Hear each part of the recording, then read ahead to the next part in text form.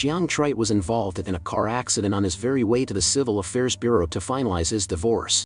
When he woke up in a hospital bed, he realized he remembered everyone except for her. Jiang Dao, hands on her hips, face flushed with rage, voice sharp and scolding, "What kind of girlfriend are you anyway? Your boyfriend is hospitalized after an accident and you didn't even bother to visit once, you heartless woman." Jiang Trite, blinking in confusion, looking up at his sister with a puzzled expression. "Sis, who exactly is this Bai Ningbing you keep mentioning?" Jiang Dao, freezing in place, her sarcastic smirk stiffening as her eyes widen in shock. "What do you mean? Bai Ningbing, you don't know who she is?" Jiang Trite, looking completely lost, shaking his head firmly to indicate he had no memory of the name. Jiang Dao, panicking, bolting upright and frantically slamming the nurse call button at the head of the bed. Doctor, come check on my brother, quickly." 10 minutes later, after a comprehensive examination, the doctor calmly explained that while his physical condition was stable, the impact had damaged his hippocampus, resulting in a specific lapse in his memory. Jiang Dao, staring at her brother's dazed expression, swallowing hard as she forced out the words, "How old are you this year?" Jiang Trite, looking blank, answering as if it were the most obvious thing in the world, 23. Jiang Dao, clutching her forehead, looking as if she might faint, snapping out, "For heaven's sake, Yuri, 25. How could you forget even that?" She was shocked yet again to discover her brother's memory had regressed exactly 2 years. However, a few seconds later, a light bulb went off in her head. Everything suddenly became clear. Wasn't this the perfect opportunity to rescue her brother from that hellhole of a relationship? Jiang Dao, clearing her throat, adopting an incredibly serious expression as she leaned close to the hospital bed. "Listen to me carefully. That Bai Ningbing I just mentioned is a toxic woman, evil and rotten to her very core. If you ever run into her, stay as far away as possible. Do you understand?" Jiang Trite, though his head was still spinning, he nodded obediently, intimidated by his sister's fierce demeanor. A few days later, Jiang Trite was finally discharged. Jiang Dao personally drove him back to the Jiang family estate. Although he had left home 2 years ago to get married, his memory loss meant he had no recollection of his time away. Jiang Trite, as soon as he stepped out of the car, he habitually dashed it into the house. Seeing his mother watering flowers in the garden, he rushed over and hugged her from behind, nuzzling her shoulder playfully. "Mom, I am home. Why didn't you come see me in the hospital these past few days?" Mrs. Jiang had already heard about his amnesia from her daughter. Usually a woman who rarely stepped outside, she had been in the garden since dawn, clutching a watering can to steady her nerves, though her mind was far from the expensive blooms in front of her. A servant standing nearby, awkwardly reminding her, "Madam, that's enough. Any more and you will drown them." Now, held in her son's embrace, Mrs. Jiang's eyes instantly welled with tears. Mrs. Jiang, hastily setting down the watering can and turning to stroke his head, her voice trembling, "Your sister kept it from me to protect me. Be a good boy and go inside. We've prepared all your favorite sweets." Jiang Trite, letting out a cheer of delight, he released her and ran toward the main entrance of the villa. Mrs. Jiang, watching her son's carefree retreating figure, her heart churning with complex emotions. After a moment, she turned around, her gentle expression replaced by an icy coldness. She instructed her daughter wipe every trace of Jiang Trite's medical records. Do not let Bai Ningbing find him. It's for the best if they never cross paths again for the rest of their lives. Jiang Dao, nodding decisively, her gaze firm. "I understand, mother." At the same time, Jiang Dao felt a profound sense of relief. Finally, her foolish brother wouldn't have to deal with that toxic woman anymore. Jiang Trite had returned to being the proud eldest young master of the Jiang family. Meanwhile, in the chairperson's office on the 66th floor of the Bai Group headquarters, the silence was deathly. The air felt heavy and stagnant, making it difficult to breathe. Bai Ningbing, sitting behind her desk, slowly raising her obsidian eyes to look at the assistant standing before her. Her tone was calm and her gaze steady, yet she radiated a pressure that made people instinctively shiver. "Are you telling me that after all this time, you still haven't found a single trace of him?" The assistant Wan, bowing his head low, not even daring to breathe loudly, sweat beading on his forehead as his voice trembled. "President Bai, Mr. Jiang, it's as if he has evaporated from the face of the earth." Bai Ningbing, narrowing her eyes, her voice turning a few degrees colder. "Evaporated? Do you really believe a living, breathing human being can just evaporate?" Assistant Wang remained terrified and silent. He truly couldn't find even a whisper of news regarding Jiang Trite. Every trace of the man had been perfectly scrubbed away by someone. Bai Ningbing, in a low voice, issuing a final command, "Keep looking." Assistant Wang hastily wiping cold sweat from his brow and scurrying out. Left alone, Bai Ningbing felt a surge of stifling irritation. She stood up, grabbed her coat, and drove home. Bai Ningbing, standing in the middle of the vast, silent villa, looking around. There wasn't a soul in sight, no one was waiting gently for a return. No man to smile and take her coat, no one to prepare a hot meal. She unconsciously pressed her hand over her heart and whispered it as so empty. For the first time, she realized this house could be bone-chillingly cold. Elsewhere. After lounging at home for half a month, Jiang Trite felt like he was about to lose his mind from boredom. Jiang Trite sprawled on the sofa, sighing deeply and muttering a complaint. Good grief, being waited on hand and foot every day is going to turn me into a vegetable. Jiang Dao watched him. She had used the family's power to nearly erase his existence from the public record. Seeing her brother so bored, she couldn't help but feel a bit sorry for him.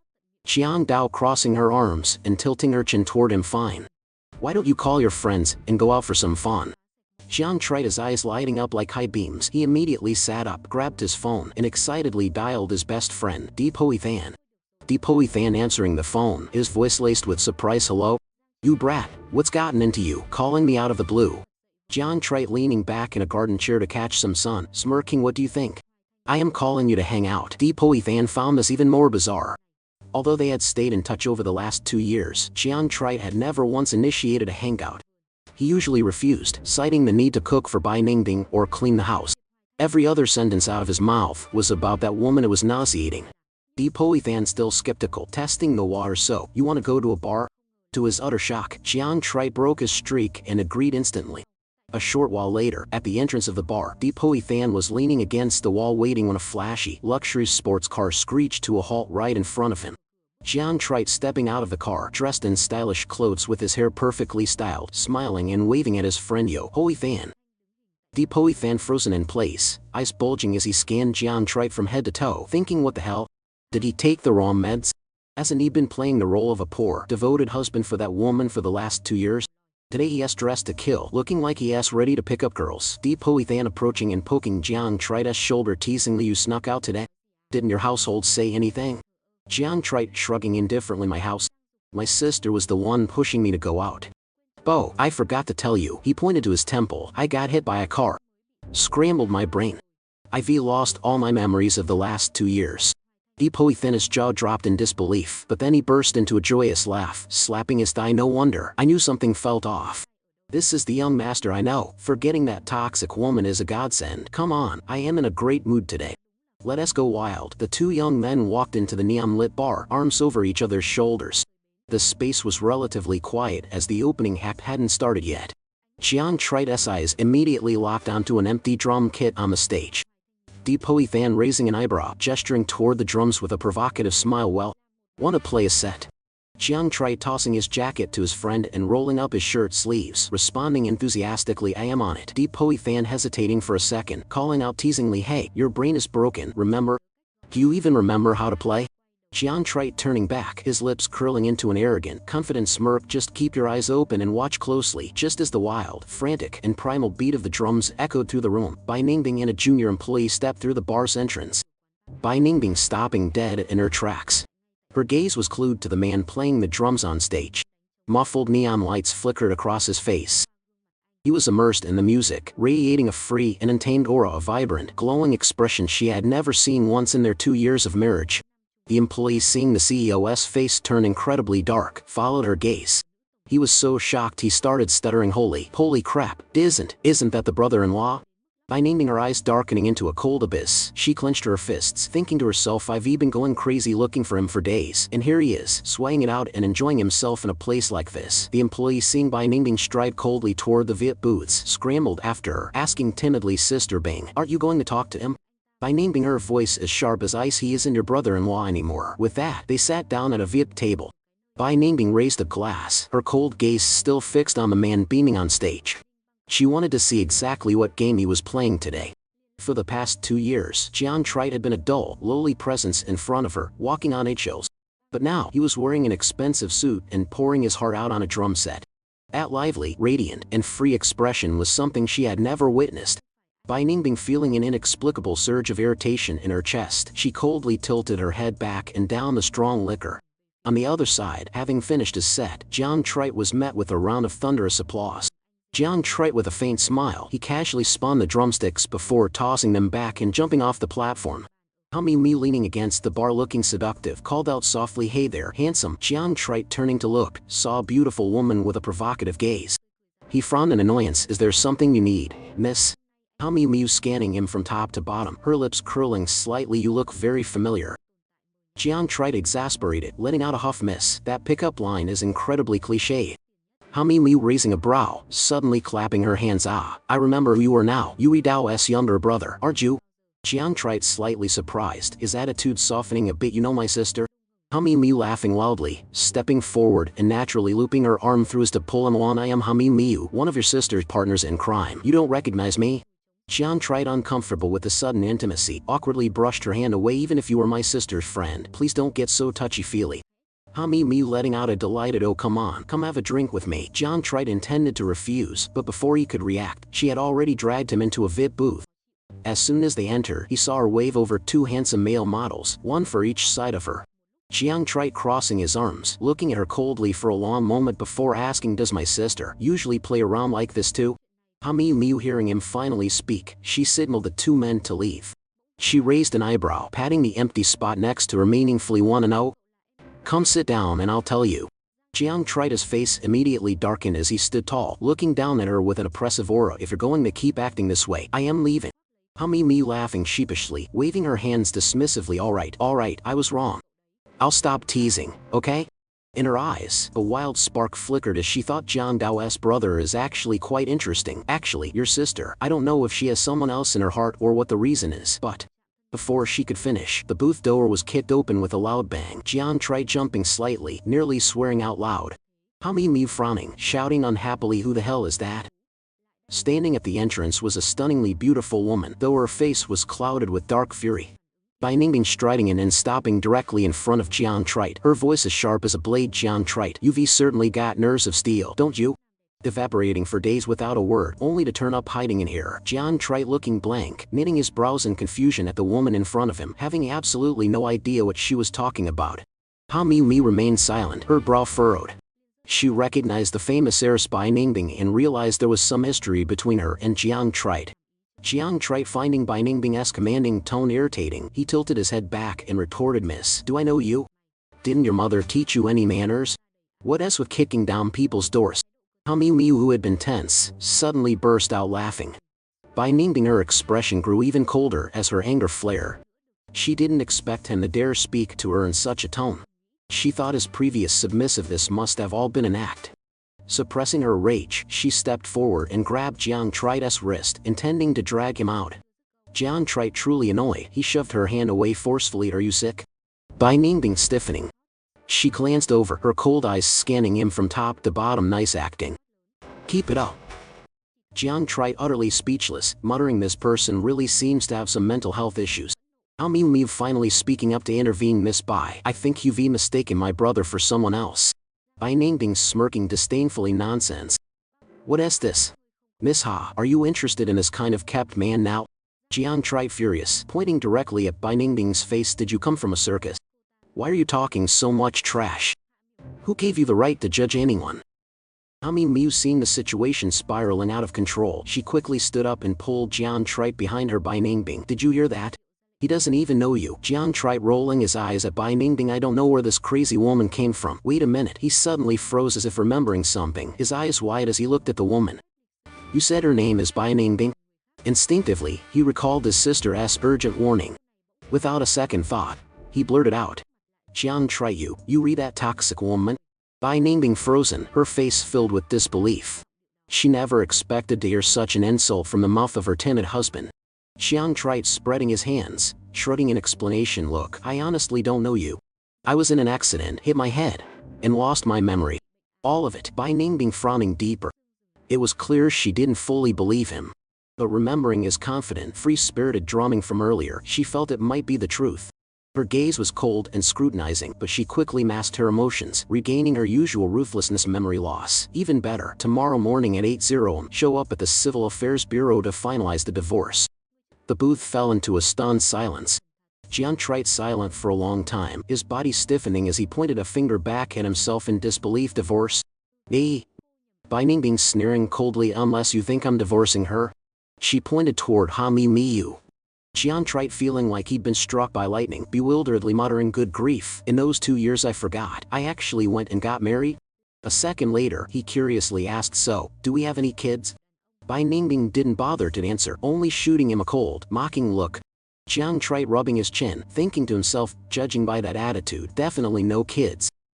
Even if I don't know how I lived those 2 years, my current personality is the old Jiang Tripe, the spoiled, rebellious young master of the Jiang family. I snap at my own sister when I am pissed, let alone this woman.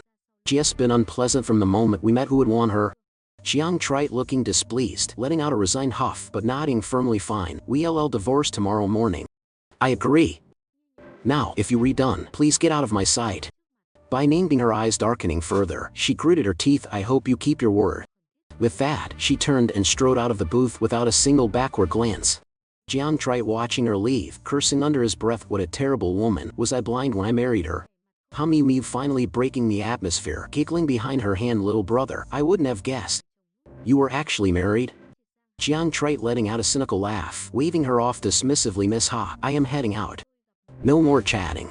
Me watched Jiang Trite's solid back as he left the room, a cryptic smile lingering in her eyes. Leaving the booth, Jiang Trite took a deep breath, deciding to put the day's chaos behind him. We found Deep Hoi Fan. His friend was already wasted. Jiang Trite waving, pulling on his friend's sleeve. Let us go, man. Deep Hoi Fan stumbling, stuttering. We're leaving already? Seeing his friend completely drunk, Jiang Trite cursed his luck and stepped in to support him.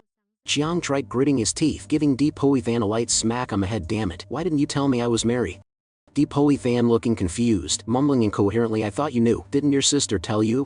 Jiang Trite cursed Jiang Dao in his heart. She told him Bai Ningbing was a toxic woman but neglected to mention he had actually married her. Since Deep Hoi Fan was too drunk to go home, Jiang Trite drove him straight back to the Jiang mansion. As soon as they entered, they saw Jiang Dao sitting on the sofa with a sour expression, arms crossed. Jiang Dao glancing over. So you finally decided to show your face? But when she looked up and saw Deep Hoi Fan leaning on him, she froze. What is he doing here? Jiang Trite panting, dumping Deep Hoi Fan onto the sofa. Sis, help Hoi Fan to the guest room. Also, I have a bone to pick with you about the marriage thing later. Jiang Dao instantly shutting up. Though she didn't know what had happened, she knew silence was the smartest move right now. She turned and nudged Deep Hoi Fan's leg with her toe. Hey, can you stand up? Deep Hoi Fan didn't respond, his eyes closed as if he were drifting into a coma. Jiang Dao standing over him, looking down for a moment before letting out a resigned sigh and leaning down to help him toward the guest room. Long after Jiang Dao and Deep Hoi Fan disappeared behind the door, Jiang Trite remained standing there. After a moment, he snapped out of it, rubbed his chin, and smirked mischievously. Seems like while I was losing my memory, these two had something going on. But a while later, Jiang Trite returned to his room. After showering, he flopped onto the bed, but just before falling asleep, he remembered his sold phone. After the accident, Jiang Dao had given him a new one, but the old one was still in his nightstand drawer. Jiang Trite curiously getting out of bed, finding the phone, plugging it in, and opening the photo album. His finger froze on the screen. The photos were all mundane life snapshots. Some showed elaborate meals he had cooked, clearly waiting for someone to return. Others were of him cleaning a room he didn't recognize. But the vast majority were of Bai Ningbing. Profile shots, shots of her back. It was clear he had been secretly taking photos of her. Some were even blurry because he had been nervous while taking them. Jiang Trite clutching the phone, feeling a slight pang in his heart. He didn't remember anything, but seeing these photos filled him with an inexplicable sadness and irritation. However, a second later, his eyes locked onto the final photo in the album. It showed a man and Bai Ningbing embracing passionately. In the photo, Bai Ningbing looked genuinely happy. Jiang Trite exploding with rage, slamming the phone onto the mattress. Sis was right, she really is a toxic woman, cheating openly while she was married. The next morning, Jiang Trite woke up early and headed straight to the Civil Affairs Bureau. Bai Ningbing, ever punctual, was already waiting. Jiang Trite hands in his pockets, looking at her with cold, mocking eyes. Punctual today, aren't we? Don't waste time, move your feet. With that, he walked straight into the building. Bai Ningbing watching his heir get back, narrowing her eyes slightly. Last night, she had Assistant Wang investigate, but no hospital in the city had a medical record for Jiang Trite, and even the car accident report was nowhere to be found. She couldn't tell if his memory loss was real or a facade. After thinking it over, she decided to ignore the anomalies and followed him inside. The divorce proceedings were quick. Stepping out of the bureau, Jiang Trite looked at the blue divorce certificate in his hand, feeling a bit speechless. Bai Ningbing suddenly speaking coldly. Come by the house later to pack your things. Jiang tried indifferently responding without turning back. Throw it all away. I don't want any of that junk. Bai Ningbing's eyelids flickered. Just as she was about to say something, a gentle male voice called out from behind her. To Kan Nin approaching with a kind smile. Ningbing, Jiang Trite and Bai Ningbing turned simultaneously. A handsome, elegant man was walking toward them. He reached out and naturally, gently took Bai Ningbing's hand. To Kan Nin, are you done? Let us go. Bai Ningbing, the icy expression on her face softened instantly at a speed visible to the naked eye. She gave a soft mm in response. Let's go. Jiang Trite, though he had no memory of the man, he felt a surge of pure irritation. He let out a loud, cold snort, utterly shameless. To Kan Nin, hearing this, he intentionally let go of Bai Ningbing's hand and took a few steps toward Jiang Trite, feigning concern. Mr. Jiang, I heard you've recently suffered some memory loss. Jiang Trite tilting his chin coldly. That's right. So what? To Kan Nin, the smile on his face widened. He stepped closer, leaning into Jiang Trite's ear to whisper provocatively, whether you lost your memory or not, she has always belonged to me. Jiang Trite stepping back, looking at To Kan Nin with pure disgust, thinking, I see how it is. This guy and Bai Ningbing are both sick, miserable bastards. Bai Ningbing frowning, looking unhappy as if fearing that Kan Nin might be bullied. Kan Nin, are you two done talking? Jiang Trite coldly waving them off. You two can stay here and be lovey-dovey. I am leaving you, an eyesore. He turned and walked away without looking back at the couple once. Having not worked for 2 years, Jiang Trite was forced to go back to his old workplace to see if they were still hiring. As soon as he entered the building, acquaintances began greeting him. Former colleagues smiling and nodding. Jiang Trite, you're back? Jiang Trite returning a polite smile. Yes, hello. However, beyond the greetings, he heard plenty of hushed whispers from the people around him. Staff were whispering and pointing that Jiang Trite, the guy who married into a wealthy family and quit his job. Staff B clicking their tongue. That's him. I heard he was actually quite capable, but the rules in those rich families are strict.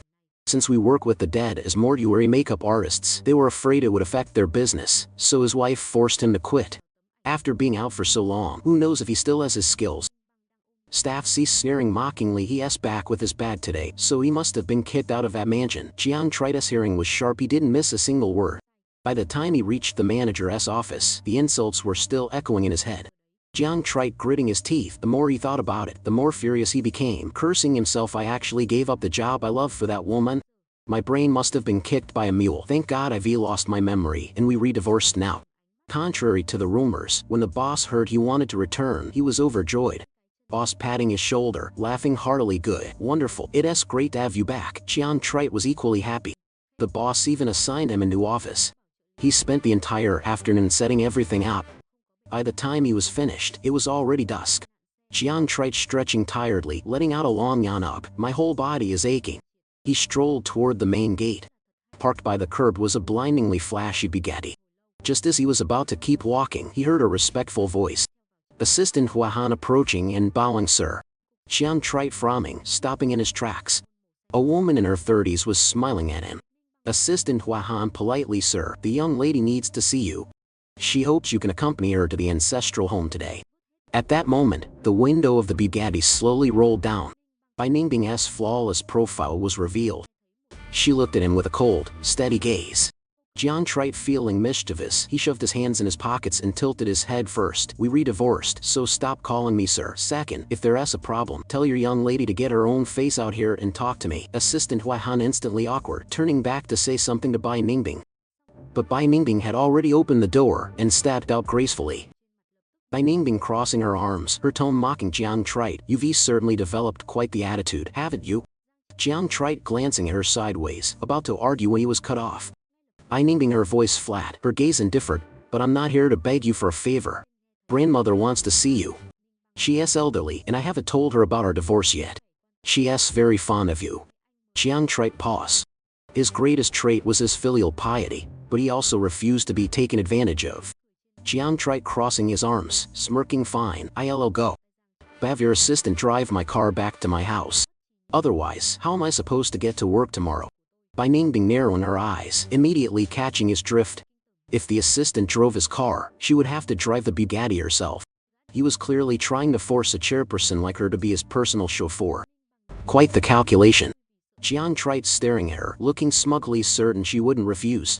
Sure enough, to keep the divorce a secret from her grandmother, she had to endure it.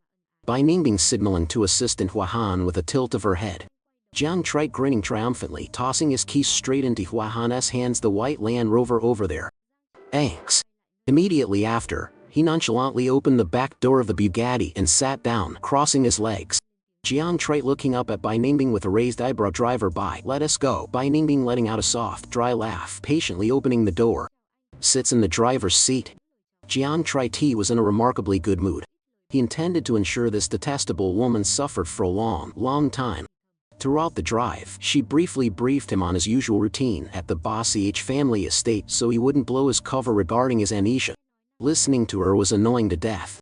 Jiang Trite impatiently waving his hand repeatedly, I get it. Everyone knows how to respect their elders, you don't need to lecture me. Bossy Nin Ba and Ji was truly terrified he would slip up. After all, the current Jiang Trite was not even slightly similar to the Jiang Trite of the past 2 years. However, when she saw him running into the house with a bright smile, acting obedient and silver-tongued, she realized her worries were entirely misplaced. Jiang Trite, face full of smiles, trotting up to the grandmother, taking her hand affectionately. Grandmother, he successfully made the old lady beam with joy. Grandmother Bossy unable to hide her fondness, tenderly holding his hand. Little Trite, it has been so long since you visited. Have you forgotten this old woman? Jiang Trite nuzzling his head against her shoulder like a spoiled child. How could I? It's just that I've been so swamped with work lately. Grandmother Bossy gently flicking his forehead, speaking kindly. Glib-tongued boy, the fruit has just been sliced, go have some to tide you over. Dinner will be ready in a bit. Jiang Trite, eyes squinting in a smile. Yes, ma'am. Just as he reached out to grab a piece of fruit, a shrill, irritated voice drifted over from the side. Madame Bossy slowly descending the stairs, looking elegant but her eyes filled with resentment and disgust as she stared at him grabbing food without washing her hands. The moment you step into the house? Who taught you such a disgusting habit? Jiang Trite withdrawing his hand, turning his head to look, silently assessing the woman. Seeing that blatant look of disdain, he immediately guessed that the person in his house who hated him, the one who likely forced him to quit his job, was the lady standing before him. Bossy Nin Ba and Ji standing beside him, calling out flatly mother. Guessing her identity as his ex-mother-in-law, Jiang Trite didn't bother to show any courtesy. Jiang Trite giving her a perfunctory, indifferent nod, then turning back to smile at the grandmother, completely snubbing Madame Bossy. Grandmother, I'll go wash my hands first then. After returning from washing his hands, Jiang Trite acted as if Madame Bossy didn't exist. He spent the entire time chatting and making the grandmother laugh. Shortly after, the maid announced dinner. Jiang Trite gently helped the grandmother to her seat. He glanced at the dishes on the table and the smile on his face immediately faded. He remembered clearly that he loved spicy food, but a table full of bland, flavorless dishes like this was enough to kill anyone's appetite. He didn't believe for a second that after 2 years of marriage, this family didn't know his preferences. Madame Bossy must have gone into the kitchen earlier to instruct the chef to make everything as bland as possible just to spite him. Jiang Trite only taking a few symbolic bites before putting his chopsticks down, losing interest in eating. Grandmother Bossy concerned. Little Trite, why aren't you eating? You used to love these dishes. Jiang Trite's heart skipped a beat, feeling a slight headache coming on. He mocked himself internally. I really don't know how much my past self endured for a woman like Bossy Nin Ba and Ji. Blinded by love must have been written about me over the last 2 years. I must have been a great actor back then. Since it wasn't a good time to argue, he just gave a forced smile. I am a bit tired today, so I am not very hungry, grandmother. After dinner, Jiang Trite and Bossy Nin Ba and Ji prepared to leave. Grandmother Bossy holding his hand, giving instructions with great reluctance to see him go. Little Trite, you are the grandson and I personally chose. If you suffer any grievances out there, you must tell me. I will stand up for you. Jiang Trite smiling brightly, obediently agreeing. Yes, grandmother. I'll visit you often from now on. Just as the two were about to walk out the door, Madame Bossy suddenly called them back. Madame Bossy in a cold voice. Nin Ba and Ji, stay behind. I have something to discuss with you. Before Bossy Nin Ba and Ji could respond, Jiang Trite spoke first. Jiang Trite waving his hand, his voice indifferent, not even looking at Madame Bossy once during the process. Then I'll head out first. This blatant act of disregard made Madame Bossy fume with rage. After Jiang Trite left, Madame Bossy called Bossy Nin Ba and Ji into a private room. Once away from others' eyes, she didn't bother hiding her extreme loathing. Madame Bossy gritting her teeth in anger, yes, becoming more and more insolent. I wonder what kind of family raised such a person. Bossy Nin Ba and Ji hearing this, frowned and coldly interrupted her mother. Is there something you wanted to tell me? Madame Bossy H interrupted, gave her daughter a cold glare, turned around, and threw her phone onto the table in front of her with a thud. This is what I just saw online. See for yourself. Bossy H Ninba, and she picked it up, her brows immediately knitting together. It was a photo taken at the bar the other night, a picture of Jian Tri-T and Ha Miyu together. Jian Tri-T's face was clear, but Ha Miyu's face was somewhat obscured. Some were taken from skewed angles, making the two look incredibly intimate and ambiguous. Bossy H Ninba, and she tightened her grip on the phone, her eyes darkening. After a moment she let out a long breath, her tone calm. Mother, it's a misunderstanding. Madame Bossy H slamming the table in anger. There is no misunderstanding, the photos are right there. You're still telling me it's a misunderstanding? He dared to cheat on you. Bossy H Ninba, and G placing the phone face down on the table, her tone extremely flat. Mother, actually, we've already divorced. Madame Bossy H eyes widening, then unable to suppress her joy. Really? When? Bossy H Ninba, and G a few days ago. Having received the satisfactory answer, Madame Bossy H was over the moon, no longer caring about the photos. However, by the next day, those photos were suddenly pushed to the hot search list on social media. Malicious comments from netizens surged like a tide, and without exception, they all targeted Jian Tri-T, labeling him a gold-digging cheater.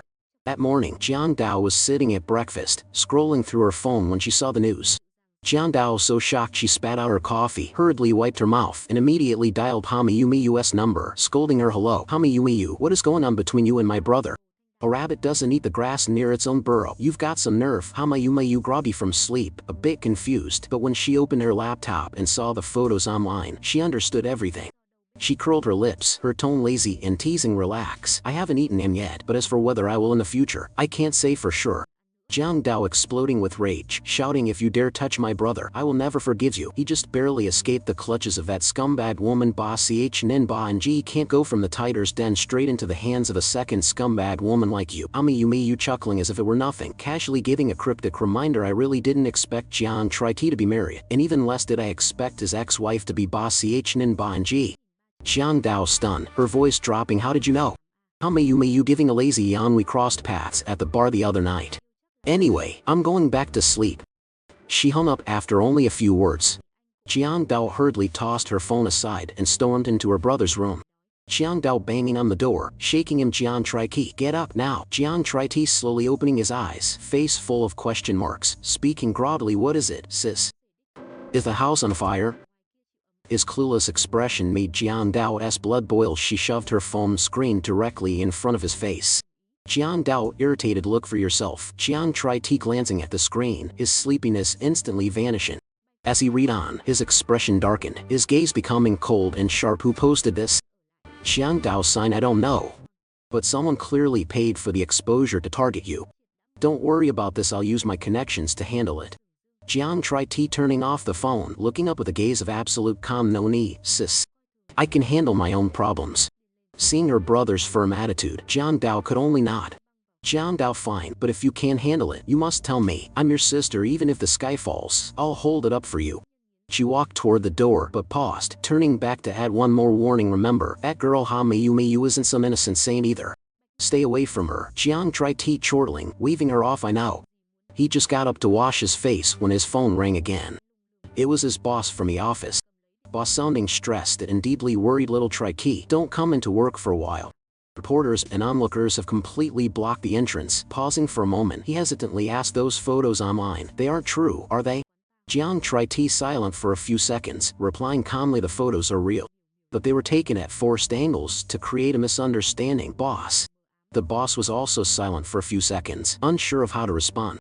After all, he shouldn't interfere too deeply in an employee's private life. Boss sighing in the end, I'll just say, don't come out for a few days. Let this stone blow over first. Jian Tri-T giving a quiet acknowledgement, replying apologetically, I understand. I'll settle this as quickly as possible. I am truly sorry for the trouble I've caused the office.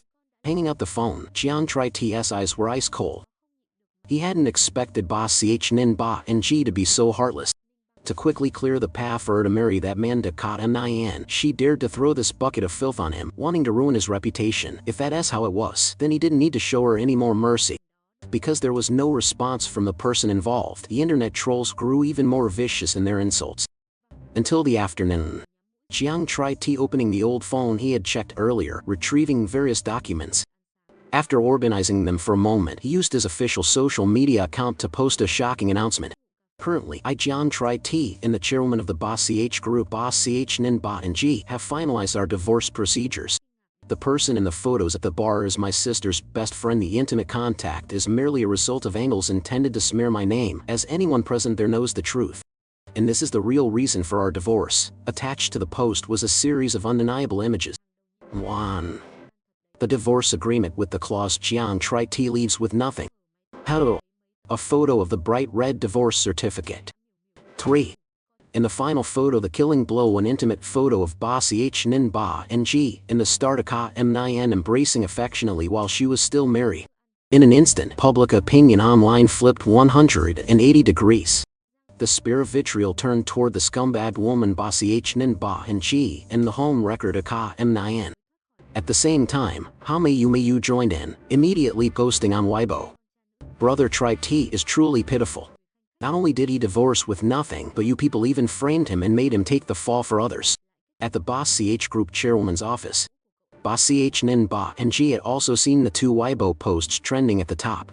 She immediately clicked on Jian Tri T's profile and noticed his avatar was now pitch black.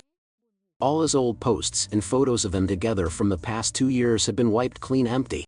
The pinned post at the top was the announcement severing all ties. The intimate photo of her and Ka M Nyan had exposed the true reason for their divorce. I have lost my memory and I am ending all of the past with this Weibo post. Without a hint of sentiment. That was his message. Ba Ch Nin Ba and G knitting her brows, her chest suddenly feeling tight as a sense of discomfort and panic washed over her. She suddenly realized that she didn't understand a single thing about the man she had shared a bed with for 2 years. She didn't know his background, had never heard of him having a sister, and even his true profession was something she only vaguely knew about. Just then, her assistant Hua Ha-en suddenly rushed into the room in a panic. Hua Ha-en voiced panic director Ba Ch. The cooperation contract we just finalized last week. The other party suddenly withdrew their capital. The Ba Ch Group's stock is hitting its daily floor limit. This incident had no small impact on the Ba Ch Group's reputation, causing panic among shareholders. Ba Ch Nin Ba and G, her expression turning cold, tapping her finger on the desk. Where's the PR department? Are they all in position? Hua Ha and May are all in position. The entire company is doing its best to salvage this media crisis.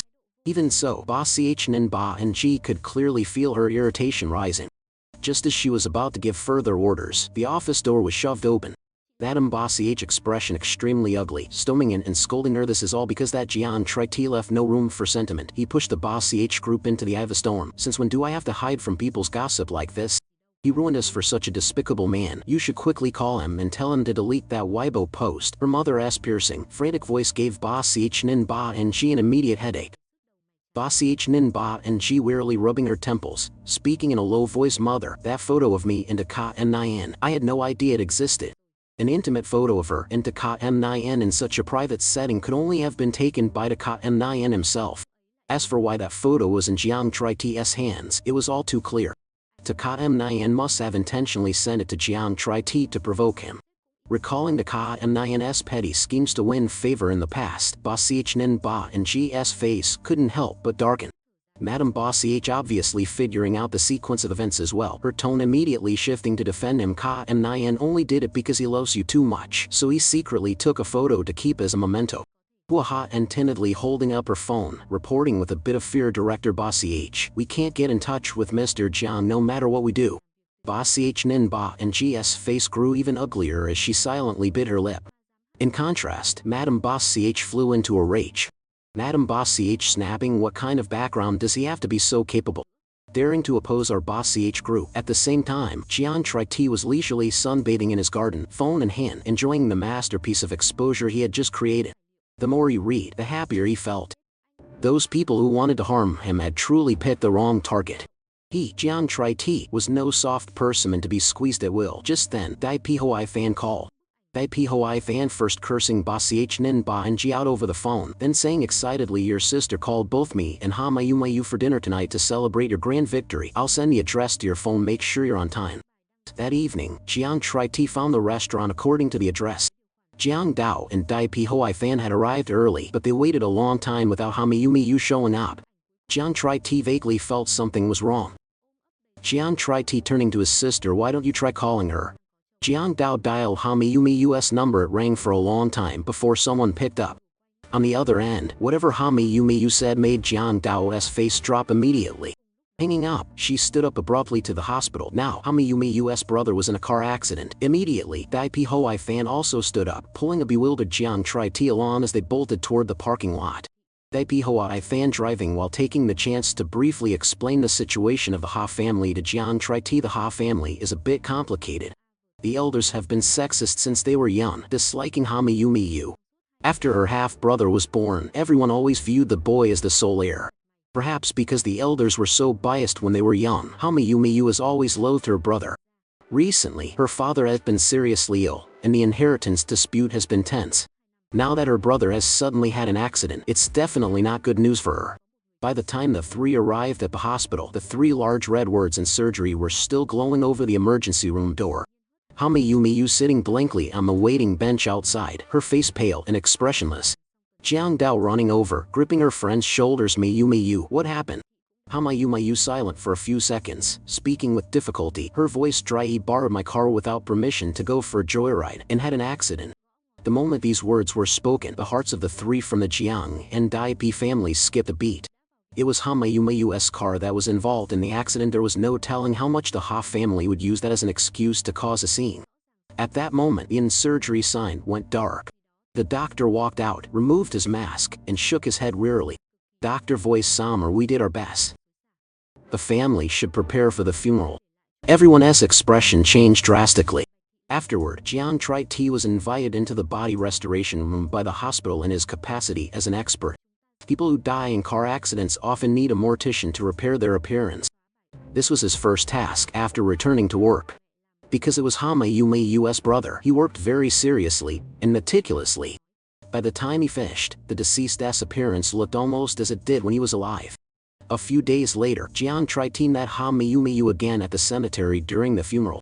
The Ha family was wailing in a group, while only Hamiyumiyu, dressed in black, stood to the side with an expressionless face. Hamiyumi's stepmother crying as if her heart were breaking, lunging at Hamiyumiyu and pounding on her. Give me back my son, he was your brother after all. Hamiyumi's father, Mr. Ha, though ill, struggled to walk up with a cane and slapped Hamiyumiyu hard. Slap. You wicked child, you even had the heart to harm your own brother. Your soul is truly evil. The cause of the accident had been investigated by the police and found to be brake failure. Everyone in the Ha family clung to that, insisting it was Hamiyumi's doing to seize the family estate. Hamiyumiyu standing still and taking the stinging slap, 5 finger marks appearing on her cheek. She stared into her father's eyes, saying defiantly, I'll say it again, this has nothing to do with me. Mr. Ha angrily raising his hand, about to slap her again. Jiang Tri-Ti, unable to watch any longer, strode forward and pulled Hamiyumiyu firmly behind his back, staring coldly at Mr. Ha. Sir, please mind your status in the setting. This is a cemetery, not a place for you to show off your authority. Having said that, he gripped Hamiyumi's hand and pulled her away. Jiang Dao walking up to Mr. Ah, a faint, threatening smile on her face. My brother has been spoiled since he was young. I hope you won't take it to heart. Mr. Ha's face turned red with anger, but wary of Jiang Tri-Ti's aura and unknown background, he could only wave his hand and swallow his rage, not daring to say more. Jiang Tri-Ti pulled Hamiyumiyu toward a large tree not far away. Jiang Tri-Ti looking down, carefully checking the swelling on her cheek, scolding her with a frown. When your father hits you, why don't you know how to dodge? Hamiyumiyu just lowered her head and said nothing. At that moment, Jiang Tri-Ti felt someone's gaze fixed on him. He looked around and his gaze immediately landed on Ba Chnen Ba and Ji, standing not far away. She was staring at his hand holding Hamiyumiyu with a gaze cold enough to pierce bone. Standing beside her was none other than Ka Nyan. Jiang Tri-Ti subconsciously gave a sarcastic sneer. A second later, Ka Nyan took the initiative to lead Ba Chnen Ba and Ji over. Takayam Nyan putting on a hurt expression, explaining, Mr. Jiang, regarding the photo, I already explained to you that I only lost control because I love Ninba and Ji too much. I didn't intend to send it to you, it was all a misunderstanding. He lowered his eyes, acting the part of the innocent victim. Jiang Tri-Ti coldly watched him perform for a moment before curling his lip in contempt. So what? I don't care. Hamiyumiyu standing beside him, let out a mocking laugh. Brother, have you heard the saying? Birds of a feather flock together. Piece of trash belongs with a piece of trash, forever and always. Ka Nyan's face immediately changed, turning green. A sense of humiliation rose in his heart. Ba Chnen Ba and Ji face very cold, turning to warn Hamiyumiyu. Ms. Ha, the Ha family is currently in your hands. In the future, in the business world, I hope for your guidance. I hope you can withstand the pressure of the Boss CH group. Hamayuma's gaze also turned cold. She knew all too well that Boss CH Nin Ba and Ji was using her power as a threat. But Jiang Tri-Ti was not a weak, cowardly man like Taka and Nyan. Jiang Tri-Ti looking seriously at Hamayumayu, declaring wildly, "Don't worry, my sister, and I will support you to the end." Hamayumayu's expression shifted, warmth filling her eyes. Hamayumayu reaching out to ruffle Jiang Tri-Ti's hair, intentionally using an excessively intimate tone to annoy the people opposite them. "Then I'll have to thank my little brother, won't I?" Jiang Tri-Ti was briefly stunned, but immediately understood she was intentionally provoking Boss CH Nin Ba and Ji, so he cooperated and stood still. Boss CH Nin Ba and Ji watched the iceer before her dark eyes a sheet of cold ice. Just as she was about to pull Taka and Nyan away, he suddenly turned back to speak to Jiang Tri-Ti. Taka and Nyan tone of subtle victory. "Mr. Jiang, next week is my aunt's Madame Boss CH birthday party. She said I could invite a few friends. I wonder if you will do me the honor of attending." Jiang Tri-Ti couldn't help but raise an eyebrow, cursing silently. This bastard already considers himself the male master of the Boss CH house. However, the Boss CH family would certainly send a diplomatic invitation to the Jiang group. He didn't actually need to Ka Nyan to invite him, but for now, he didn't want Boss CH Nin Ba and Ji to know his status as the eldest young master. Furthermore, he wanted to see what kind of tricks this Korean tea to Ka Nyan was planning at the party. Jiang Tri-Ti smiling but not quite smiling, giving a nod. "Sure, I'll be there." Time passed quickly, and soon the day of Madame Boss CH's birthday party arrived. Jiang Tri-Ti didn't go with Jiang Dao but drove there himself ahead of time. The moment he stepped through the hall doors, his handsome face and arrogant, carefree aura immediately drew countless gazes. Female guest covering her mouth and whispering, "Oh my god, who is that handsome guy? I wonder if he is single." Female guest B looking closely with a frown. "If I am not mistaken, that is Jiang Tri-Ti, CO Boss CH's ex-husband." Not far away, while fawning over Madame Boss CH, Taka and Nyan was laughing and talking. When he saw Jiang Tri-Ti, a flicker of sinister coldness flashed in his eyes. Taka and Nyan asking softly, "Auntie, has Nin Ba and Ji not arrived yet?" Madame Boss CH replying, "No, she has some urgent business at the office, but she should be here soon." Knowing Boss CH Nin Ba and Ji was not currently present, Taka and Nyan breathed a sigh of relief, pretending to be surprised as he looked toward Jiang Tri-Ti. Taka and Nyan intentionally speaking wildly, "Auntie, isn't that Mr. Jiang? You sent him an invitation too." Madame Boss CH followed his gaze, and seeing Jiang Tri-Ti, her previously happy expression immediately sour. Madame Boss CH snapping, "Why is he here? How could I possibly send an invitation to a thing like that?" Taka and Nyan acting confused, intentionally stirring the pot. "He doesn't have an invitation, then did he sneak in for a free meal?" Madame Boss CH coldly curling her lip, waving her hand. "Ka Nyan, go. Do whatever you want, as long as you make him lose face and get him out of here." Taka Nyan smirking with satisfaction, "Understood, Auntie." Jiang Tri-Ti was standing there drinking wine when he saw Taka Nyan striding toward him. He happened to catch the eye of Jiang Dao standing in the distance. Jiang Dao using a warning look, glaring as if to say, "Don't you go causing any trouble." Jiang Tri-Ti shrugging, putting on an innocent face. Taka Nyan walking up, speaking loudly on purpose so everyone around could hear, "Mr. Jiang, since you don't have an invitation, how did you get in? Did you sneak in?" Sure enough, Taka Nyan's single sentence immediately drew the attention of all the guests. Whispers and pointing fingers began to ripple through the crowd. Taka Nyan acting the part of the good-hearted person, "Mr. Jiang, if you really wanted to attend the party to make some connections, you could have just told me. I would have brought you in." Jiang Tri-Ti's expression very calm, a cold smile lingering at the corners of his mouth. Just as he was about to open his mouth to scold him, a hand from behind was placed on his arm. Hamayumayu stepping forward, looking radiant in an evening gown, holding up a gold-plated invitation in front of Taka Nyan's face. "Yes, with me. This is my VIP invitation. Would you like to take a look?" Taka Nyan's expression froze for a moment. He hadn't expected Hamayumayu to arrive so opportunely to save the day. The atmosphere suddenly became awkward. At that moment, a familiar cold voice drifted in from the door, breaking the silence. Boss CH Nin Ba and Ji walking in, her aura imposing, glancing at Hamayumayu. "Miss Ha truly has the ability to turn the tide and save the Ha family from my hands." Throughout the week, the Boss CH group had pressured the Ha family on all fronts. Boss CH Nin Ba and Ji had thought Hamayumayu was just a spoiled socialite, but she hadn't expected her to have the talent to repeatedly save the dying Ha group. Hamayumayu smiling faintly, unfazed. "Thank you for the high praise, Director Boss CH." Boss CH Nin Ba and Ji slowly walking to Ka Nyan's side, taking the initiative to link her arm with his. This action of hers pulled Taka M9 out of his awkward predicament. Taka M9 hurriedly seizing the opportunity, acting magnanimous. Mr. Jiang, it was my misunderstanding just now. I hope you forgive my intrusion.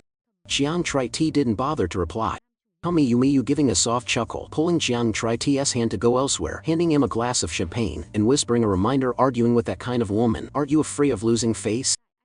Jiang Tri-T holding the wine glass but not drinking, the corners of his mouth curving in a devilish smile. There's bound to be a good show tonight, believe it? Hamayu shrugged, clearly not caring what tricks Taka M9 might play. Hamayu smiling nonchalantly. Is he even considered a threat to you? Jiang Tri-T said nothing. A while later, Jiang Tri-T felt the atmosphere inside was a bit stifling, so he opened the door and walked out to the backyard, sitting on a bench next to a large fountain, playing with his phone. Before he could even settle for a few minutes, he saw Taka M9 sneakily striding toward him. Taka M9 putting on a fake look of concern. Mr. Jiang, why aren't you inside? Jiang Tri-T curling his lip, putting his phone away. There are no outsiders now, stop acting. Say whatever you want to say directly. Hearing this, the smile on Taka M9's face immediately vanished, replaced by malice. Taka M9 hissing, you know what I want to say, since you already divorced, please have the sense to stay away from Nin Ba and Ji from now on. Stop clinging to her. Jiang Tri-T standing up, bursting out laughing as if he'd heard the funniest joke in the century. Hey, delusional little brother, is there something wrong with your brain? Taka M9's face twisted in rage. Just then, out of the corner of his eye, he spotted Boss Ch Nin Ba and G's figure walking toward the garden in the distance. Immediately, his expression changed, returning to his aggrieved, subservient look. Taka M9 voice trembling, taking a step back. Mr. Jiang, it's all my fault, I shouldn't have. As he spoke, he took a step forward, intentionally lunging his body forward, reaching both hands out to push Jiang Tri-T hard into the fountain. Seeing through his despicable intent, a flash of coldness crossed Jiang Tri-T's eyes. As quick as lightning, he tilted his body slightly to the side. Taka M9 missed his target, unable to stop his momentum as his body toppled forward. Splash! A loud noise rang out. Taka M9 fell face first, straight into the fountain. Taka M9 let out a shrill cry, almost losing control over his facial expression. He had originally wanted to push Jiang Tri-T and to make him lose face. The water in the fountain was freezing, making him shiver in an instant, his face turning pale. The people around them, hearing the loud noise, all ran out curiously to see. Taka M9 sitting in a fountain, trembling as he pointed a finger at Jiang Tri-T, tears welling up in his eyes as he overacted. Mr. Jiang, why did you push me? Jiang Tri-T standing on the shore with arms crossed, watching him perform like a clown. Boss Ch Nin Ba and Ji arriving just then, seeing the pathetic, soaked sight of Taka M9, her face turned ice cold. She walked quickly to pull him out of the cold water while simultaneously giving Jiang Tri-T a sharp, frigid glare. Have you gone mad? Leaving such an accusation behind, she hurriedly brushed past him, taking Taka M9 to change clothes. Jiang Tri-T wronged but not angry at all, only giving a faint smile. He had long ago noticed the security cameras around the corner of the garden. He walked slowly and leisurely straight toward the house's security control room. Madame Boss Ch seeing him walk in, her expression ugly as she hurriedly tried to block him. What do you want to do now? Haven't you made our family lose enough face today? Jiang Tri-T ignored her, quietly pulling out his phone and connecting it to the security computer system. Madame Boss Ch, her face darkening again, about to step forward to kick him out when Hamayu walked out with a smile, blocking her path and the door. Very soon after, Taka M9 had finished changing into dry clothes and was escorted downstairs to the hall by Boss Ch Nin Ba and Ji. Taka M9 walking up to Jiang Tri-T, his voice incredibly aggrieved and soft. Mr. Jiang, what exactly did I do wrong to you that you would treat me this way? Jiang Tri-T placing his index finger over his lips, giving a soft shh. The show is starting. Just watch in silence. Immediately after, the large screen in the middle of the ballroom stage suddenly flickered to life, projecting a crisp, clear video. Taka M9 stunned, looking up, and then the color drained from his face, turning as white as a sheet. On the large screen was clearly the scene from just now by the fountain. From that angle, the recording was crystal clear, leaving no room for doubt. Su Jinyan had initiated the confrontation, lunging forward to push Jiang Kriat first. However, Jiang Kriat dodged with such precision that Su Jinyan lost his balance and tumbled into the fountain of his own accord. The surrounding crowd erupted into a frenzy of whispers. Gasped the pouting, good heavens, was this whole thing a self-directed performance from the start? Gasped B, it just occurred to me, isn't that Mr. Jiang the legal husband? This homewrecker is acting far too arrogant and entitled. Guest C knows he is the third party destroying a family, yet he still plays the victim. I'd take out 3 of those pretty boy types with one punch. Su Jinyan's complexion could no longer be described as merely pale. His fragile frame trembled as if he were on the verge of collapsing. Bai Ningbing's expression was equally grim. She realized she had been deceived by Su Jingyan once again and had unjustly blamed Jiang Kriot. Bai Ningbing stepping toward Jiang Kriot, reaching out slightly to stay his hand, lowering her voice, "That's enough." Jiang Kriot, eyebrows raised, staring her down as he brushed her hand off, retorted, "Enough where, exactly?" Bai Ningbing, voice cold, trying to save face. "Jiang Kriot, we are already divorced. You don't need to play these jealousy games anymore." Jiang Kriot, eyes widening, nearly laughing at her delusions. "Games? Hey, don't flatter yourself by thinking I did this to get your attention. You might be a decent-looking toxic woman, but where do you get this blind confidence?" Just as he was about to continue his tirade, a familiar voice rang out. Jiang Dao striding over from a distance. "What's going on here, everyone?" In truth, Jiang Dao had been searching for Jiang Kriot since the video started playing on the big screen. While the footage was immensely satisfying, she feared her brother was outnumbered and might be bullied by the Bai family, so she rushed over to back him up. Jiang Dao taking Jiang Kriot's arm, asking with concern, "Are you feeling unwell?" Jiang Kriot deliberately playing the weak card, nodding slightly. "I feel a bit nauseous, sister. It's likely my stomach protesting after seeing something so filthy." Bai Ningbing standing nearby, her brow darkening. She couldn't explain why seeing Jiang Kriot lean weakly against another woman was so galling. She stepped forward to grab his hand. "Jiang Kriot, come over here. Tugging and pulling with another woman in public, have you no shame?" Jiang Dao immediately stepping in front of her brother, glaring coldly at Bai Ningbing. "Co Bai, you do well to respect yourself and keep your distance." Bai Ningbing, her hand frozen in midair, her eyes flashing with a cold, commanding light. "Jiang Kriot, I said come here." Though her tone was low, it carried the absolute weight of a superior commanding a subordinate. Jiang Kriot glancing at her with disdain, thinking how her patronizing tone had become a reflex. Ever since he regained consciousness, every interaction with this woman had been defined by her air of superiority. Jiang Kriot, chin tilted, replying coldly. "Bai Ningbing, where do you get the confidence to think I'll come when called and leave when dismissed? We are divorced. When you speak to me, I suggest you drop that arrogant attitude." Bai Ningbing narrowed her eyes as he continued to lean on Jiang Dao. She assumed Jiang Kriot's newfound defiance stemmed solely from having Jiang Dao as his benefactor. After all, the Jiang group had always been the Bai group's primary rival in Qingshen. Bai Ningbing, an inexplicable rage flaring within her, her voice laced with frost. "Divorced for only a few days, and first it was Xiao Miao Miao, now you reclinging to Jiang Dao. I never realized you had such a talent for being a gold-dating gigolo. What exactly did you and Jiang Dao start this secret affair?" Her voice wasn't quiet, the surrounding guests heard every word clearly. Su Jinyan, who had been acting as if he were about to faint, saw an opportunity and staggered to Bai Ningbing's side to add fuel to the fire. "Ningbing, earlier, when I fell into the fountain, it was because I was questioning Mr. Jian about their relationship. I was overwhelmed with indignation for you after discovering his affair with President Jiang while you were still married, which led to our confrontation." Jiang Kriot, eyebrows shooting up in genuine shock. "Impressive, this green tea is top tier." Leighton lying and flipping the script with a single sentence. Jiang Kriot sneering, staring Su Jinyan down. "Mr. Su, have some dignity. Don't offer your right cheek for a slap immediately after your left one was hit." Su Jinyan doubling down on his role as the righteous martyr despite the pressure. "Mr. Jiang, I didn't want to say it. It doesn't matter how poorly you treat me, but you shouldn't deceive and hurt Ningbing." The crowd's chatter reached a fever pitch. This is the drama of the year, plot twists everywhere. Is the ex-husband keeping a mistress to take revenge on the cheating wife? Just then, a few astute guests began to whisper, "Wait, Jiang Dao, Jiang Kriot, they have the same surname. Isn't that a bit coincidental?" Jiang Kriot hearing this, he let out a laugh and stepped directly in front of Su Jinyan, enunciating every word. "My relationship with Jiang Dao didn't just exist during my marriage to Bai Ningbing.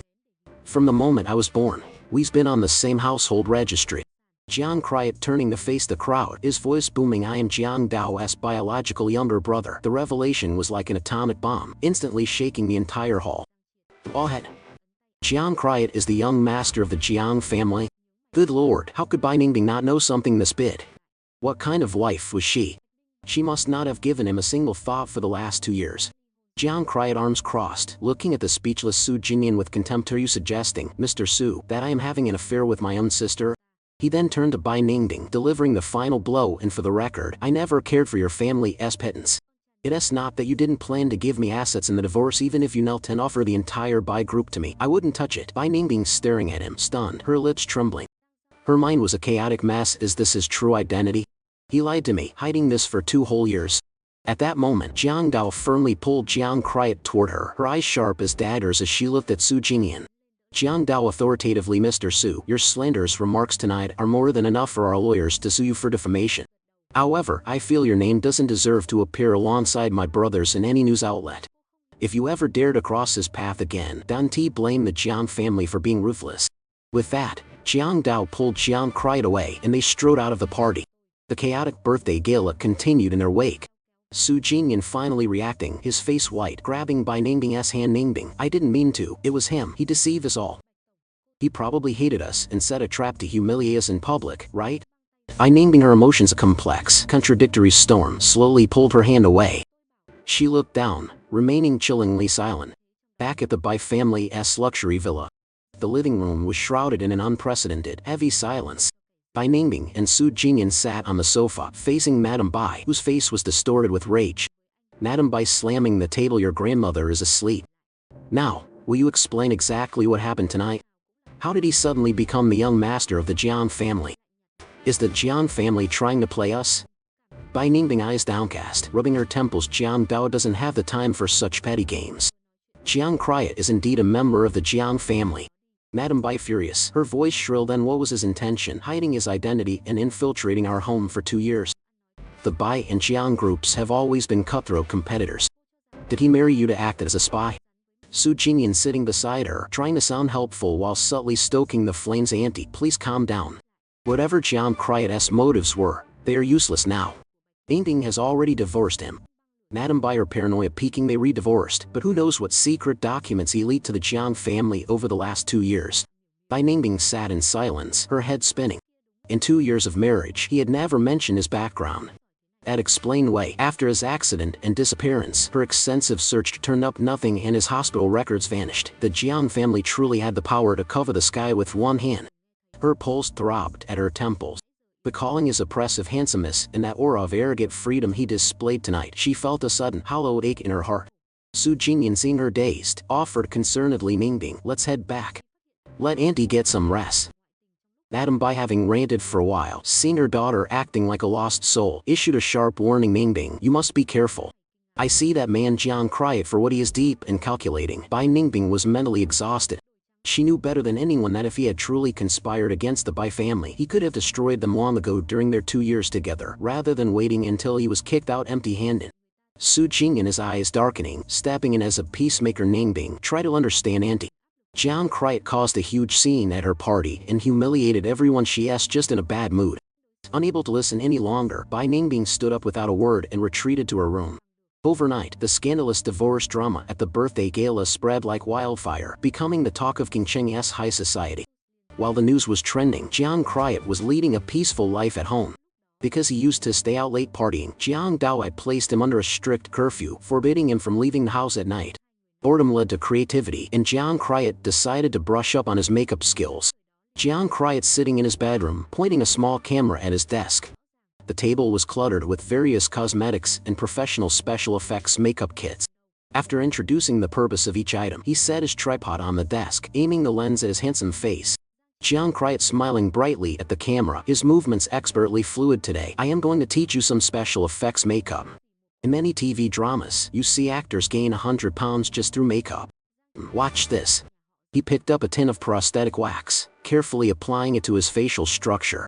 In an instant, his sharp features were transformed into a bloated, coarse appearance. Next, he applied bronze foundation and attached a thick beard and bushy eyebrows. Within minutes, a living, breathing, fierce Zhang Fei appeared on screen. Finally, he filmed the magical process of removing the makeup. In truth, these skills were a mandatory requirement from his time as a mortuary cosmetologist. Usually, light touch-ups were enough, but in cases of severe trauma or disfigurement, he had to reconstruct the deceased's appearance using complex molding techniques. Consequently, a mortician's makeup skills could often surpass those of professional film set artists. Once finished, he uploaded the video to his social media and curled up on the sofa to browse his phone. By late afternoon, his phone buzzed. It was Yi King. He's waking, his loud voice booming through the speaker. Brother Kriet, come over to the Jialang club tonight. Jiang Kriet yawning, responding lazily, my sister won't let me out at night. You're asking a bit early. He's waking, complaining loudly that Nad Jiang Dao is so overbearing. Ignore her. I'll drive over to pick you up tonight. Jiang Kriot pondering for a moment.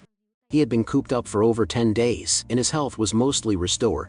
A 23-year-old man needed a bit of nightlife. He clicked his tongue, a slur playing on his lips. Fine, but don't pick me up, it's too obvious. I'll sneak out myself. At exactly 8:30 p.m., after finished dinner with his mother and sister, Jiang Kriot acted as obedient as ever, said his goodnights, and went straight to his second-floor bedroom. Having played the good boy for half a month, his mother and sister didn't suspect a thing. 9:00 p.m. Jiang Kriot opening his window, securing a rope, and expertly climbing down to the ground. He dusted off his hands and hailed a taxi to the Jialing Club. Once inside, he navigated familiar paths to the private room. But as he pushed the door open, he froze. Jiang Kriot, eyes wide at the scene. Yi Huiqing was sitting cross-legged in the center of a massive sofa, flanked by 4 girls on each side. A total of 8 beauties of various styles turned their heads simultaneously to look at him. Jiang Kriot immediately turning to leave. "You're out of your mind." Yi Huiqing drunk, grabbing a microphone and shouting, "Hey, don't you dare run. If you do, I'll call your sister Dao right now and tell her to check your room." Trapped. Half an hour later, Jiang Kriot sat helplessly beside Yi Huiqing, his lip twitching. A sweet-looking girl sitting close, leaning in with a glass of wine, her voice coy. "Handsome, would you like a drink with me?" Jiang Kriot glancing at her coldly, waving her off. "My stomach hasn't been great lately. No alcohol." The girl was startled by his icy gaze, her face flushing as she awkwardly withdrew. Beside him, Yi Huiqing seemed triggered by something, pulling a sophisticated big sister type into his arms and rambling incessantly. Yi Huiqing, eyes blurry, gritting his teeth in frustration. "Tell me, what right does she have to look down on me? I'm the young master of Yi family, a self-made man, not some useless trust fund brat. Why is she so arrogant?" Jiang Kriot picking up on the clues, smiling curiously. "Yi Huiqing, who are you talking about?" "Xiao Miao Miao." Yi Huiqing waving his arms angrily. "Who else could it be? That heartless woman." He gestured so violently that his red wine sloshed over, drenching a large portion of Jiang Kriot's expensive white shirt. Jiang Kriot grimacing, standing up abruptly. "Damn it, I am going to the restroom to clean this up." He headed out. Just as he reached the restroom door, he looked back to see the sweet girl from earlier scurrying after him. The sweet girl shyly, head down. I can help you wipe your shirt." Jiang Kriot, noticing her skimpy, thin outfit and sensing she was cold, took off his outer jacket and tossed it to her. "Put this on. Hold it and wait for me a moment." Blushing, she nodded blankly, clutching the jacket that still carried his masculine scent. "Yes, sir." Jiang Kriot looked at her and smiled inwardly. Although he didn't frequent these clubs often, he had met several female models through friends. But this was the first time he had seen someone so naive and clumsy. A playful urge rose within him. Jiang Kriot stepping out after washing up, patting her shoulder and raising an eyebrow. "You look so innocent and clean. Why did you end up in this line of work?" Before she could answer, a cold, shrill voice rang out from behind. Bai Ningbing striding over, eyes burning with rage. Jiang Kriot turned, his hands still resting on the young girl's shoulder. At the sight of Bai Ningbing, his face instantly soured. Jiang Kriot thinking to himself, what bad luck, why do I run into this toxic woman everywhere? Bai Ningbing suppressing her anger, her cold face etched with sharp sarcasm. "What exactly do you think you're doing?" Jiang Kriot had only intended to offer the girl a comforting pat, but seeing Bai Ningbing's confrontational interrogation, he decided to lean into it. Jiang Kriot sliding his hand down to rest loosely on the girl's waist, chin tilted arrogantly. "What else does one do in a place like this? I am having some fun." Bai Ningbing staring at his hand on the girl's waist, her voice like shards of ice. "Mr. Jiang, you truly are an excellent actor. I must have been blind not to see your true, promiscuous nature." Jiang Kriot laughing recklessly. "There's a lot you didn't see. Then again, your vision isn't great anyway. After all, you fell for a green tea actor like Su Jingyan." As he spoke, he moved to lead the girl away. Bai Ningbing losing her cool, grabbing his arm, her eyes dark and cold. "What were you two doing in the restroom?" Jiang Kriot frowning, trying to shake her off, but she held on like a vice. He narrowed his eyes and turned to the girl. "Go back to the room first. Hide before this madwoman bites you." The girl hesitated for a second, then fearfully grabbed the jacket and ran off. Once she was gone, Jiang Kriot turned his full attention back to Bai Ningbing. Jiang Kriot warningly, "I'm giving you one chance. Let go." Bai Ningbing stubbornly tightening her grip instead. Jiang Kriot letting out a cold laugh. Fine. He used her own momentum against her, pivoting his body in a clean, professional over-the-shoulder judo throw. Thud. Bai Ningbing slammed onto the carpeted floor, her vision swimming from the shock. She never imagined that the husband who had always been weak and patient would ever raise a hand against her. Jiang Kriot dusting his hands as if he had touched something filthy, then darting back toward the private room. Inside, he threw a dead drunk Heath Weeking over his shoulder and dragged him out of the club. It was late at night. Since neither had driven, they stood at the entrance, unable to find a single taxi. Just as Jiang Kryet was beginning to break a sweat from worry, a rugged black Hummer screeched to a halt in front of them. The window rolled down. Xiao Miao Mao leaning urchin on the steering wheel, smiling seductively. Little brother cried, "We really are fated." Jiang cried like a drowning man catching a lifeline, immediately threw Heath Weeking into the back seat and hopped into the passenger side. Xiao Miao Mao staring at him, teasing, "What are you doing? Kidnapping me family's young master?" Jiang cried, exhaling sharply, glancing at the rearview mirror and urging, "Don't talk, just drive, hurry." Xiao Miao Mao looked in the mirror and saw Bai Ningbing rushing out of the club in a fury. She smirked with amusement. "Xiao Miao Mao, flooring the accelerator, fine. Just remember to give me half the ransom from the Yi family." The car sped away. Jiang Kryet finally leaned back and breathed a sigh of relief. Xiao Miao Mao gradually slowed down. Xiao Miao Mao looking over, winking, "Little brother, you owe me a bid one this time. To repay me, how about taking me out for a late-night snack?" Suddenly, Heath Weeking let out a gag from the back. Blick, he vomited all over the car floor. Xiao Miao Mao, her face turning pale, screaming, "No, no, no, I have a cleaning obsession. Get him out and throw him on the street now." She slammed on the brakes in a panic. Jiang Kryet, thrown forward by the sudden stop, the stench from behind causing his own stomach to churn. He couldn't hold it back and let out a loud dry heave. Xiao Miao Mao looking at him in horror, "Good lord, little brother, hold it in. Do not vomit in my car." She hurriedly rolled down all the windows to air out the car. Her appetite for a late-night snack vanished. Ultimately, she gritted her teeth and drove Heath Weeking home first before taking Jiang Kryet back. Xiao Miao Mao as she dropped him at the gate, reminding him with a mock fragile air, "Little brother, remember you owe me big. You will have to compensate me for the psychological trauma."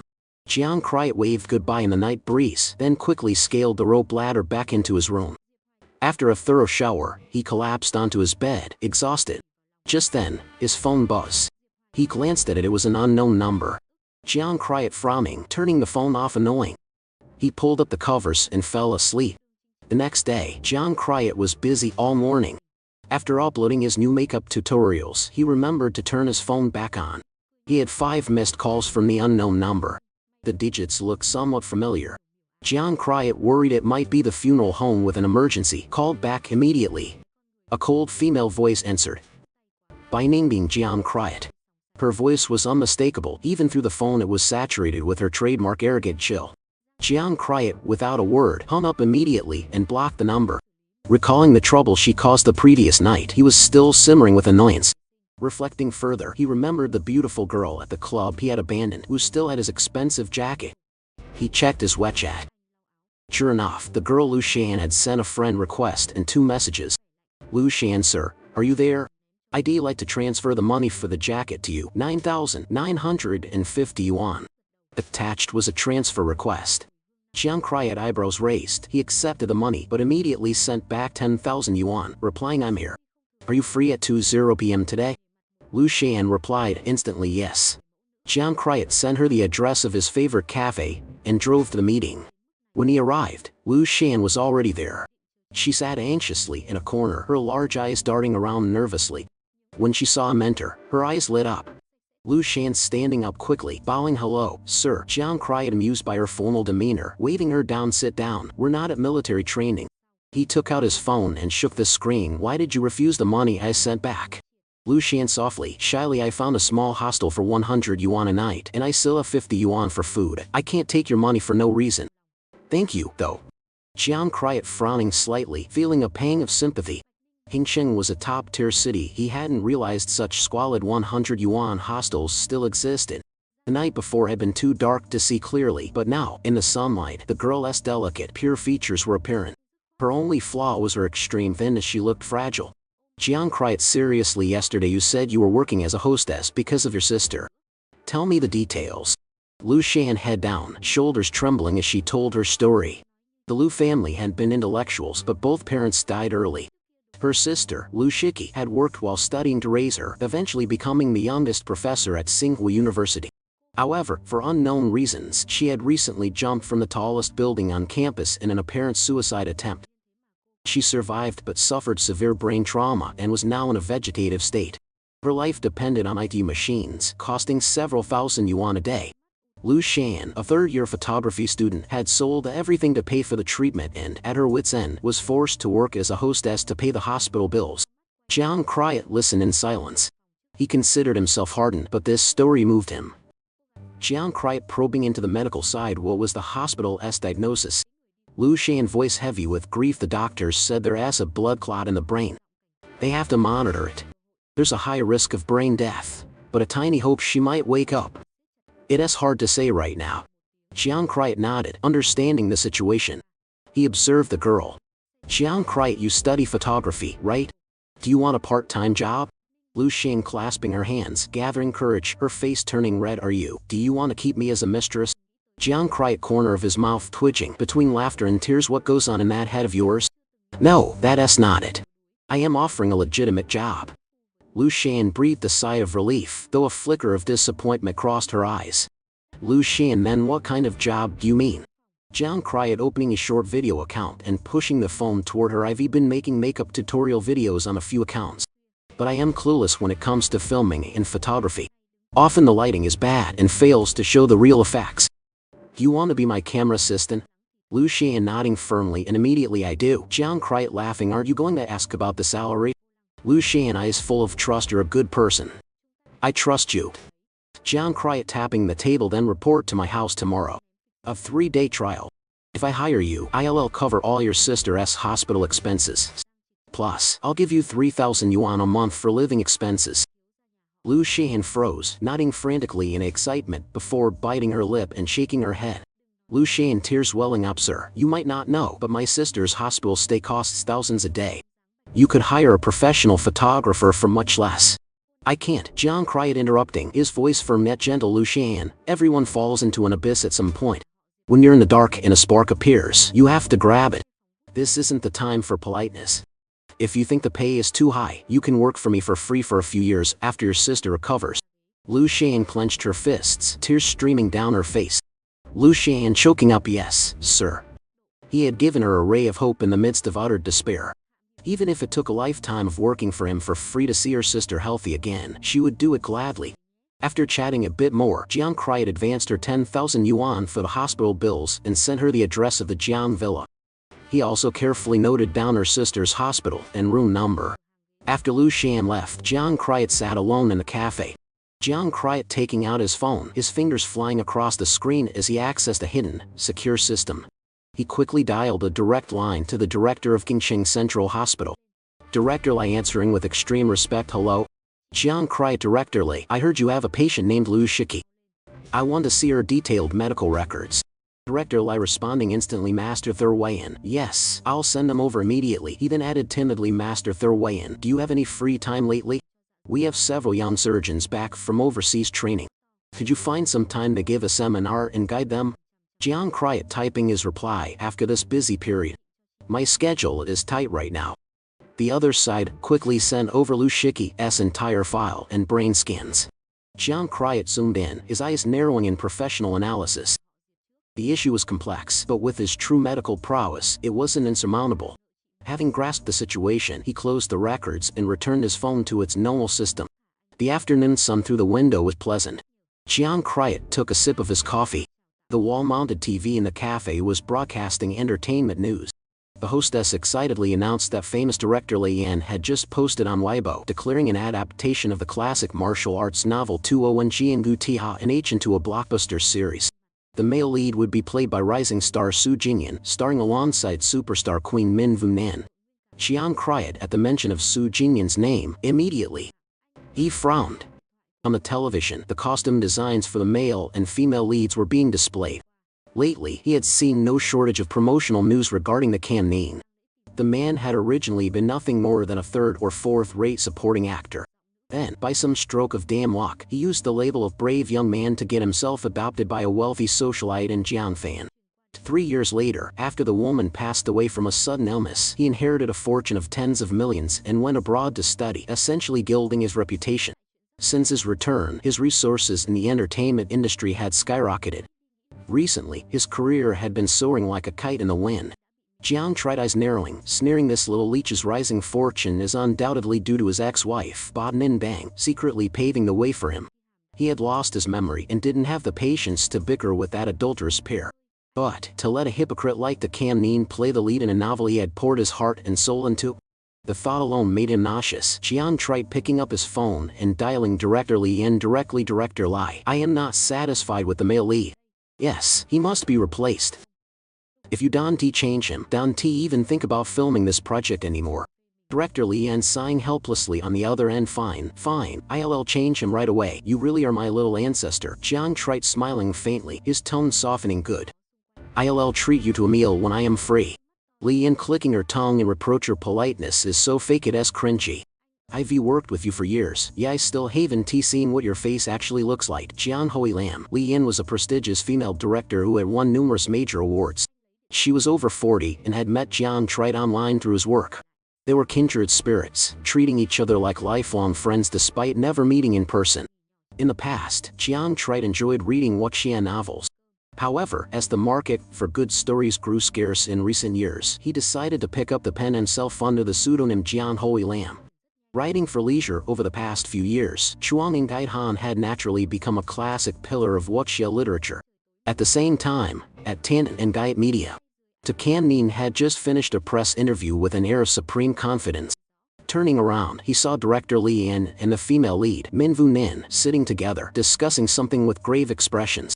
Cam Neen grinning broadly, sitting down next to Lee and director Lai. What are you two discussing that looks so serious? He was eager to build a good relationship. Although rumors in the industry claimed director Lai was eccentric and demanding, she was a box office guarantee who could help him win the Best Actor award. He was willing to swallow his pride and endure her temperament.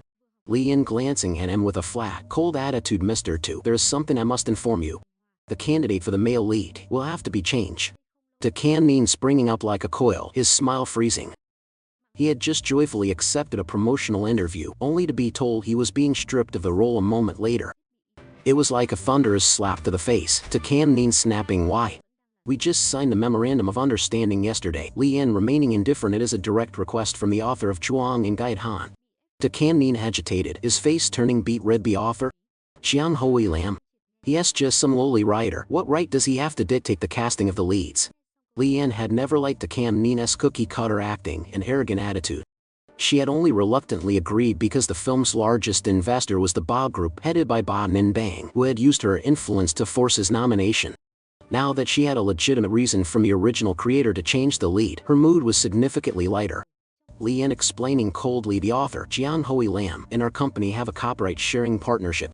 He just called to say that if we don't change the male lead, he will immediately and unilaterally cancel the contract. Without an agreement on the original rights, we won't even have a movie to film. Weighing the pros and cons, even if the Ba Group pulled their funding in anger, she could find other investors. But she could not afford to lose the script rights.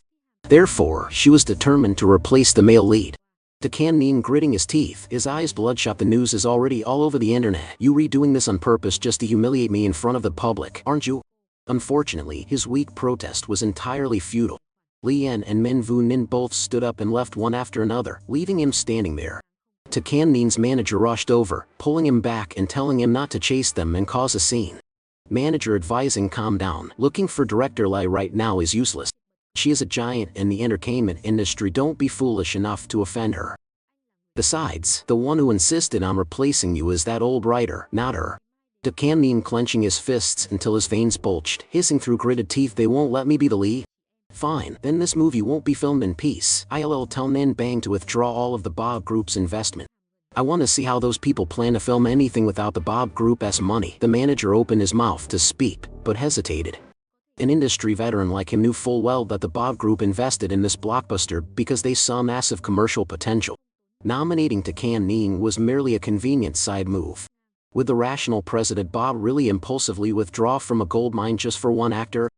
It was unlikely. 3 days passed. The Zhang Fei transformation video Jian Trite posted had gone viral. His follower count was increasing exponentially.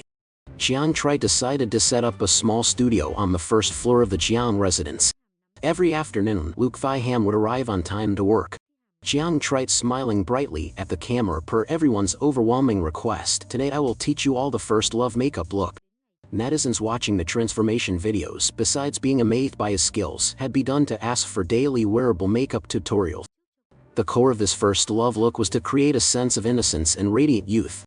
Luke Thyham carrying professional filming equipment on her shoulder, carefully adjusting the angles and lighting. Once finished, she stood behind a lens, staring blankly at the Jiang Trite on the screen. Jiang Trite was 24 this year, but after a few brushstrokes, his entire aura exuded youthful vitality. He looked like a 16 or 17-year-old boy, as radiant as sunlight. Jiang Trite finishing his makeup, tilting his head, and playfully teasing Luke Thyham. So, photographer, do I give off that first love feeling? Luke Thyham, cheeks flushing crimson, her voice tiny as if she were hiding something. Yes, you do. Once filming was done, Luke Thyham diligently sat down to edit the footage. Jiang Trite sat leisurely nearby, scrolling through comments on his phone. Jiang Trite reading a comment aloud. Someone's asking if Luke Thyham is my girlfriend. Jiang Trite turning directly to the camera, answering decisively with a friendly smile. No, everyone, she is my assistant. A very beautiful and hardworking girl. Currently, his account was nearing the 1 million follower mark. Aside from responding to fans, Jiang Trite also noticed a few negative, malicious comments beginning to surface. This kind of transformation mostly relies on post-production editing effects. I really don't understand how this guy gained followers so fast. Is everyone blind? Turn off the beauty filters before you talk, you fraud. Jiang Trite scrolling past, letting out a cold laugh, too lazy to pay attention to these idle people. However, Luke Thyham saw those insults while she was uploading the video. She absolutely could not tolerate others attacking her male god and benefactor without cause. Luke Thyham pursing her lips, her gaze determined, immediately pulling out a hard drive. She boldly uploaded several deleted behind-the-scenes clips and even released the raw footage of Jiang Trite applying his makeup. The video was so detailed that under the HD lens, viewers could see every pore and strand of hair. In the original video, Jiang Trite's sharp, natural handsome features were so captivating one couldn't look away. Neither Jiang Trite nor Luke Thyham expected this clapback video to instantly shoot to the #1 spot on Weibo's hot search. The next morning, Jiang Trite slept until noon before being awakened by a phone call from Deep Hui Fan. Deep Hui Fan, his voice booming with excitement. Jiang Trite, you're at the top of the hot search, do you know that? Jiang Trite groggily opening the Weibo app. Sure enough, a hashtag with his name was ranked first. Within that topic, his previous beauty videos had been unearthed by netizens, followed by endless praise. Jiang Trite holding his head, feeling a slight headache. I hope to expand my influence a bit to make earning money easier, but I didn't expect to hit the hot search in such an exaggerated way. But thinking of Luke Thyham's good intentions in protecting him, he pursed his lips and ultimately decided against hacking the system to take the hot search down. Contrasting with Jiang Trite's calm, a certain crowder was growing restless. His followers on short video platforms were skyrocketing. Private messages inviting him to debut in showbiz were countless, along with MCNS multi-channel networks inviting him to sign contracts. Jiang Trite scrolling through his inbox, stopping when he saw familiar name Director Li Yan. Message from Li Yan. Hello, hardworking little Trite. I am Director Li Yan. I saw your short videos on the hot search. Your aura is excellent, and I would like to invite you to audition for the male lead in my new film project Chuaning Dian Han. Jiang Trite bursting into laughter, typing a reply. I don't wish to debut as an actor. Thank you for the invitation. He thought to himself, how did the author of the novel play the lead in his own work? Truly ridiculous. While the internet was buzzing, Jiang Trite remained unbothered. However, by late afternoon, the online sentiment suddenly shifted. Jiang Trite frowning at the screen. His hot search topic was suddenly flooded by a massive number of bot accounts manipulating public opinion. This hardworking little Trite is such a calculating man, buying a hot search so blatantly. I check the hot search for current events and social issues. Why is internet trash able to buy this position now? These fake videos make me sick. He wouldn't mind if it were just 1 or 2 people, but this was clearly a organized water army paid trolls. More significantly, several accounts popped up claiming to be his high school classmates to expose him.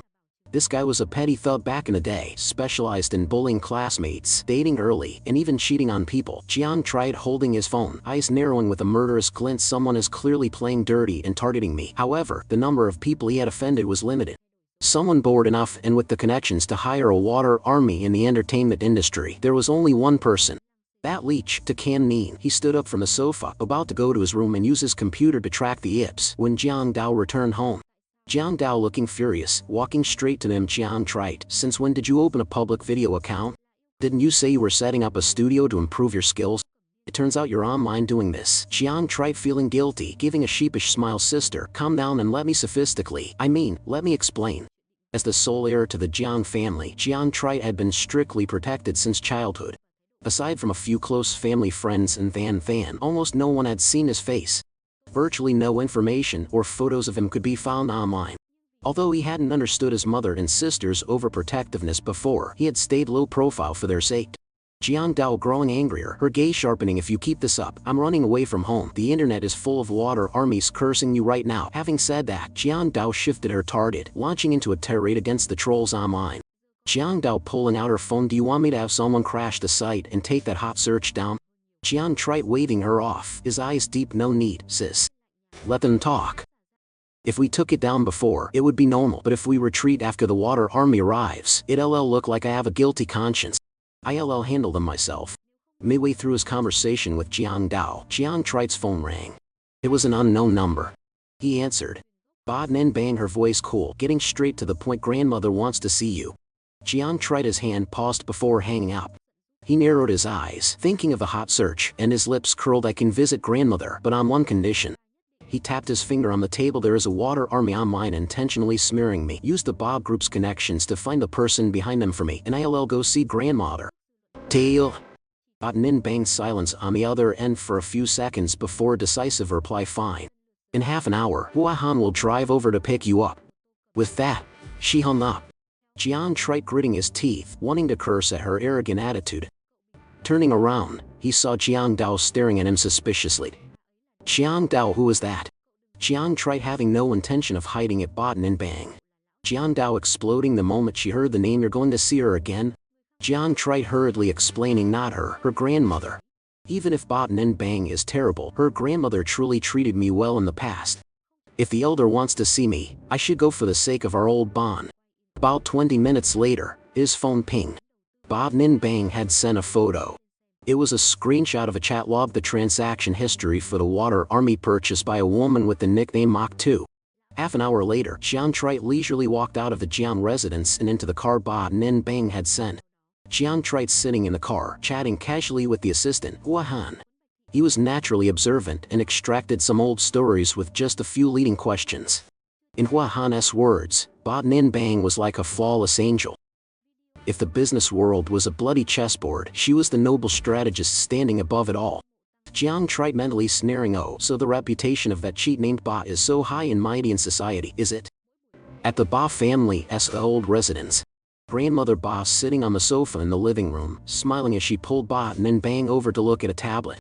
On the screen was the hardworking Lil Trite account. Our grandson-in-law is truly so handsome. She clicked on the comment section. Luckily, the malice from Weibo hadn't spread here yet. It was full of praise for Jiang Trite. Jiang Trite walking into the living room and hearing his grandmother's laughter. Grandmother Ba, her eyes lighting up. Trite, you here, child? Jiang Trite glanced at Ba Nin Bang, who was standing frozen behind her grandmother. A look of disdain flickered across his face before vanishing. Jiang Trite smiling obediently, sitting next to her. Did grandmother miss me? Grandmother Ba taking his hand in both of hers, scolding him affectionately. Of course I did. How long has it been since you visited? Have you forgotten this old woman? Jiang Trite gentle, pretending to be aggrieved. Of course not. I think of you every day. I wanted to visit, but Nin Bang wouldn't let me come. Ba Nin Bang blatantly framed, glared at him, her expression turning colder, but she didn't dare contradict him. Jiang Trite knew she wanted to keep their secret and would never dare mention the divorce in front of the old lady. Grandmother Ba growing angrier, turning to feign a hit at Ba Nin Bang. You girl, you only know how to bully him. A good grandson-in-law I tried. If you bully him until he runs away, I'll kick you out of the Ba family. Ba Nin Bang facing the elder's wrath, lowered her tone and forced patience. I understand, grandmother. She then turned to look at Jiang Trite. Her usually cold and sharp face suddenly broke into an extremely gentle smile. It was a stunningly beautiful smile that momentarily dazed Jiang Trite. But the next second, seeing the underlying threat in her eyes, a chill ran down his spine. After chatting happily with the grandmother for a while, there was a noise at the door. Jiang Trite looking up to see Mrs. Ba and Kan Nin walking in side by side. Mrs. Ba seeing Jiang Trite sitting there prominently, immediately frowned, her voice sharp. What are you doing here? Jiang Trite glancing at her, indifferent, saying nothing. Grandmother Ba frowning, displeased with her daughter-in-law. What are you saying? This is Trite's home, why shouldn't he be here? Mrs. Ba wanted to argue but swallowed her anger. To Kan Nin stepping forward, whispering a few flattering words that softened Mrs. Bot's expression. Kan Nin is the sensible one, after all. To Kan Nin turning, pretending to be friendly. Hello, Mr. Jian. Jian tried, not even bothering to look at him, turning to the grandmother with an innocent tone. Grandmother, who is this person? A new servant we hired? Grandmother Ba still knew nothing of the sordid affair between Ba Nin Bang and To Kan Nin. Grandmother Ba explaining slowly, just a friend of Nin Bang's visiting, dear. Jian tried, drawing out his words with mocking implication. A friend, he smiled, eyeing To Kan Nin from head to toe. This friend looks a bit old and worn out, doesn't he? Do you have a girlfriend yet, buddy? To Kan Nin's face instantly darkened, his hands clenching. Ba Nin Bang sensing the tension, frowning slightly. Jiang tried, it's late. Let us head back. She stood up, excused herself to her grandmother, and walked toward the door. Jiang tried stood up and followed casually. As soon as they reached the courtyard, To Kan Nin hurried after them. To Kan Nin calling out Nin Bang, his tone was aggrieved and pitiful, as if he had just suffered a great injustice. Jiang Trite was already in the car, narrowing his eyes as he watched through the glass. Bob Nin Bang rolled down the window. Bob Nin Bang, why did you run out here?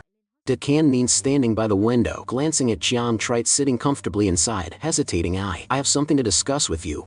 Since it's on the way, can we go together? Surely Mr. Jiang won't mind. Jiang Trite crossing his arms, letting out a loud sneer. Oh, I mind. The scent of green tea on you is so strong I am afraid I'll suffocate. To Kan Nin acting clumsy and flustered, tears welling in his eyes. Mr. Jiang, have you misunderstood me again? I truly want us to get along. After all, you are Nin Bang's ex-husband, and I don't want to make things difficult for her. Jiang Trite lifting his gaze, his eyes sharp as knives. Get along with me? You think you're worthy? Immediately after, Jiang Trite dropped a bombshell. Jiang Trite smirking, buying a water army online must have cost quite a bit, right?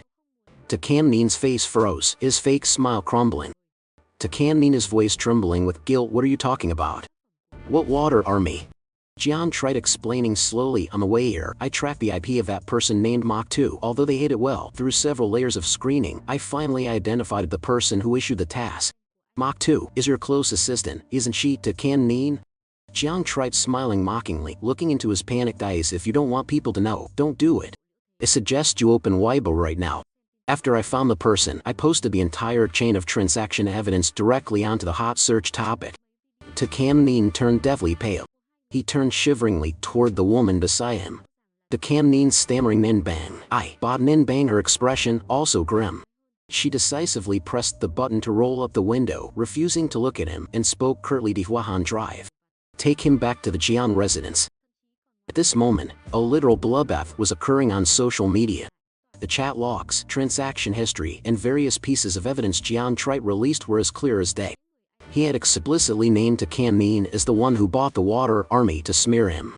Immediately, a slew of industry insiders stood up to recount the entire history between the three of them.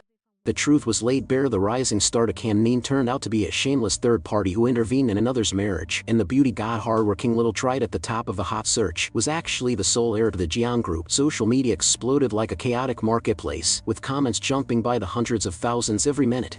This high society drama was simply too spectacular. Before going to bed that night, Jiang Trite opened Weibo to chat.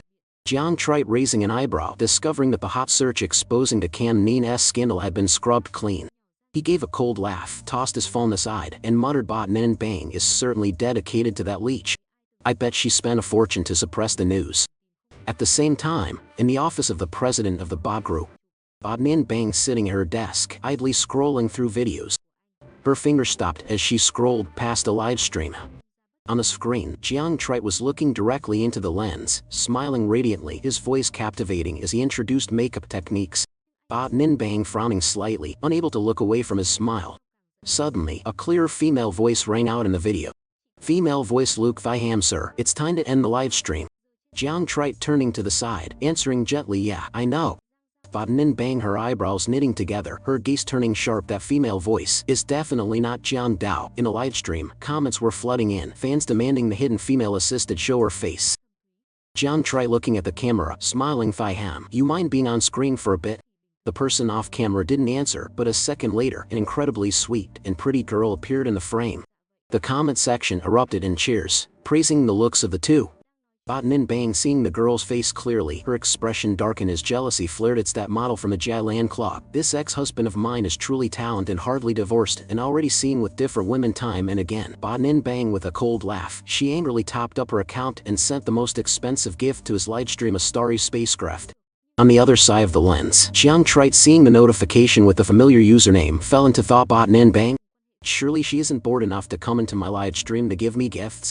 On this side of the screen, Nin Bang, frowning, questioning herself. She had just felt an impulse to rush there and catch them in the act. But then she remembered she and him no longer had a relationship. She tiredly rubbed her temples. At that moment, there was a knock at the door. Han, entering with a helpless expression. President Ba, Mr. De wants to see you. De Kan Nin following her in, his eyes red. He stepped forward, his voice full of grievance. Nin Bang, I contacted Director Li Yin again. The production team is already moving to confirm a new lead. Nin Bang, her expression cold. I know. De Kan Nin, biting his lip, acting pitiful. But everyone online is mocking me now, saying I interfered in your marriage and that's why Director Li replaced me. If I really don't get this role, won't it prove their words? Nin Bang, can you help me? Nin Bang looked at his weak, pitiful appearance and, for the first time, felt he was a complete stranger. She didn't know when De Kan Nin had changed to this extent. Nin Bang, speaking calmly, I will arrange other resources for you. This film has been fully entrusted to Li Yin. She is a professional. If she believes you aren't right for the lead, I cannot interfere. De Kan Nin, growing frantic, but Director Li said I was perfect. It was the author of Chuang and Gaiet Han, that Jiang Hui Lam guy, who vehemently demanded the change. Director Li even said she was regretful and was forced to replace me. Nin Bang frowned slightly. Jiang Hui Lam? The Ba Group placed great importance on its investment in this film. Chuang and Gaiet Han was a classic IP that would bring massive profits if done well. Nin Bang, thinking for a moment, I will handle this. You go home first. De Kan Nin, his eyes flashing with smugness. In his mind, Jiang Hui Lam was just some middle-aged man writing novels. With the Ba Group applying pressure, the lead role would surely return to him. He quickly changed the subject. Nin Bang, have you been very busy lately? Why haven't you visited me? Are you still mad about what I did to Mr. Jiang? I only did it because I care too much about you. You know I only have you now. I am so afraid of losing you. Seeing Nin Bang's expression soften slightly, he played his ace. De Kan Nin, choking up. Nin Bang, you know. For you, I would even give up my life. Recalling the incident from years ago, Nin Bang's tone softened. She knew De Kan Nin had bravely pulled her back from the brink of death then. However, she was no fool. That birthday party night, after Jiang Trite exposed De Kan Nin, it was like a hole had been poked in a paper window, and that hole was getting bigger. When she asked Han to investigate the person behind the Mach 2 account, she hadn't expected it to be De Kan Nin's assistant. Nin Bang, realizing a terrifying truth. Perhaps I have never truly understood the real De Kan Nin. Just as I never truly understood Jiang Trite. Nin Bang, frowning deeply, a cold aura radiating from her. De Kan Nin, seeing her lost in thought, his heart pounding, thinking uneasily, why does Nin Bang's gaze look like she's seeing someone else through my shadow? Nin Bang was only dazed for a moment before her expression returned to normal. She called Han and coldly ordered him to be taken home. After De Kan Nin left unwillingly, Nin Bang called Han back. Nin Bang, ordering find the contact information for Jiang Hui Lam, the one who wrote Chuang and Gaiet Han for me, at the Jiang family studio. Jiang Trite had just finished his live stream. Jiang Trite laughing as he watched Luke Viham carefully and gingerly packing away the filming equipment. The heavy lifting can wait for the maid to handle later. Luke Viham shaking her head vigorously, I can't do that. Professional equipment is expensive. It's better if I handle it carefully myself. To her, these tools were her livelihood, so she naturally cherished them. Jiang Trite smiling, my sister hasn't been giving you any trouble lately, has she? Luke Viham smiling and shaking her head, no, Mr. Jiang, don't worry. Since Jiang Dao learned her brother was making beauty videos at home, she had been somewhat dissatisfied. But under Jiang Trite's threat of running away from home, she didn't dare forbid it. She simply watched Luke Viham like a hawk every day.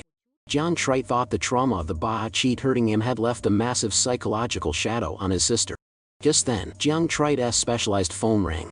Jiang Trite, glancing at the screen, raising an eyebrow in surprise. This phone was one he had personally programmed and modified. Besides the main system, there was an extremely secret one.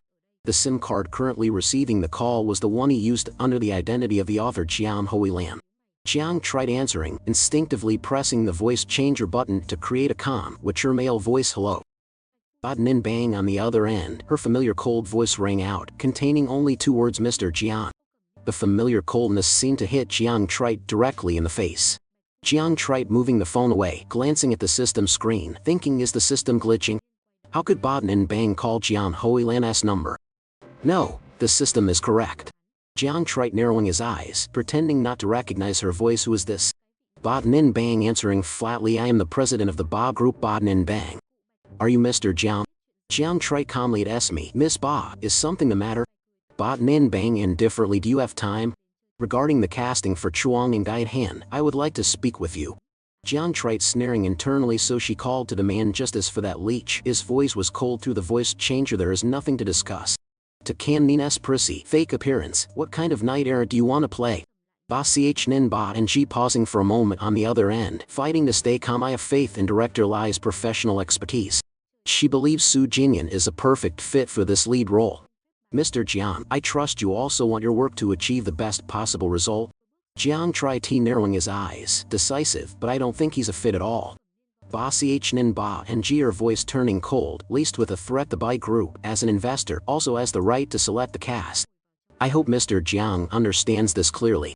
Jiang Trite scoffing out loud, then why are you even calling me? If you're so capable, just go ahead and withdraw your capital. Goodbye. He hung up abruptly.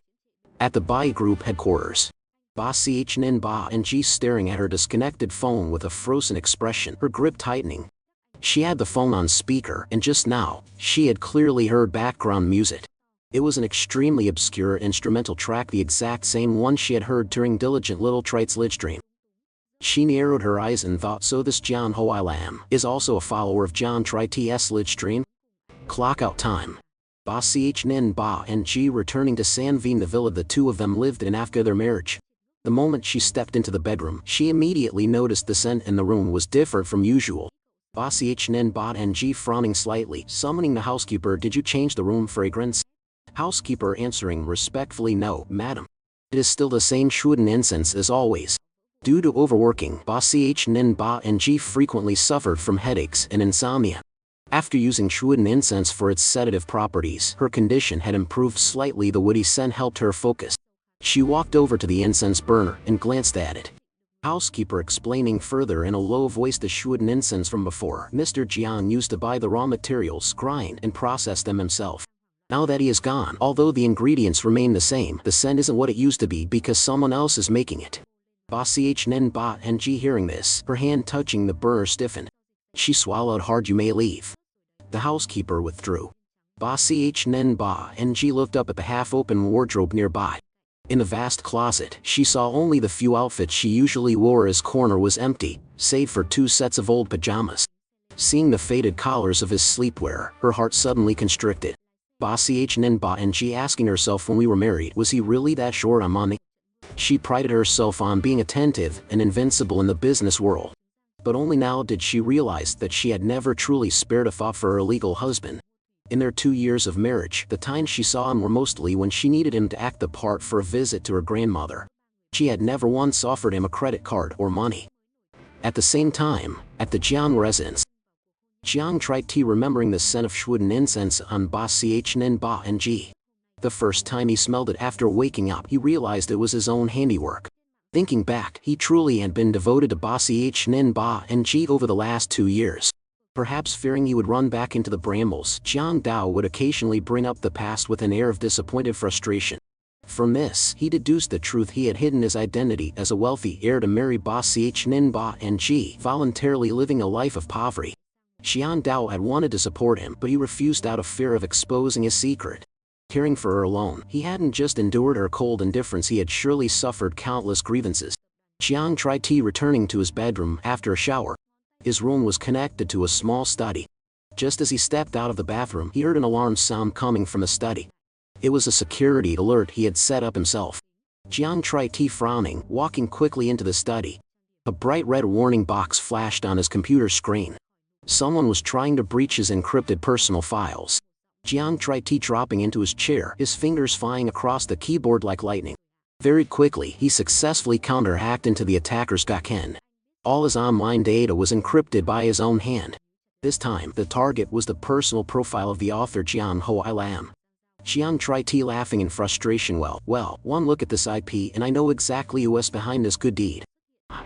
Ba Sich Nin Ba and Ji had hit a wall with Jiang Hoi Lam and clearly hadn't given up.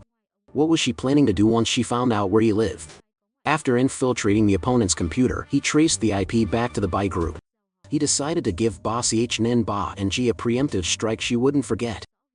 He found a photo online of her looking particularly grumpy during an interview, edited it into a hilariously ridiculous meme, then crashed her firewall and plastered the image directly onto the Bai Group's official homepage. Jiang tried to finishing his work, reinforcing his own firewall, then stretching comfortably as he left the room. Tucked into his warm bed, he picked up his phone and messaged Director Li Yin. For Su Jinyan's sake, Ba Sich Nin Ba and Ji might keep sending hackers to investigate. Even though they hadn't broken through yet, he didn't underestimate the Bai Group's resources. Jiang tried typing Director Li, let's talk business. Change the investor for the moon's journey. Li Yin replying instantly, good heavens, my ancestor Jiang Hoi Lam, do you have any idea how hard it is to find an investor willing to spend this much? This is a massive production with a huge budget. Almost no companies in the country are willing to gamble this much money. Jiang tried replying bluntly, imperiously, it's fine. I'll be the investor myself. Li Yin silent for a few seconds, sending a giant question mark. Jiang tried sending a smiling face in confirmation, I found you a different investor, the Jiang Group.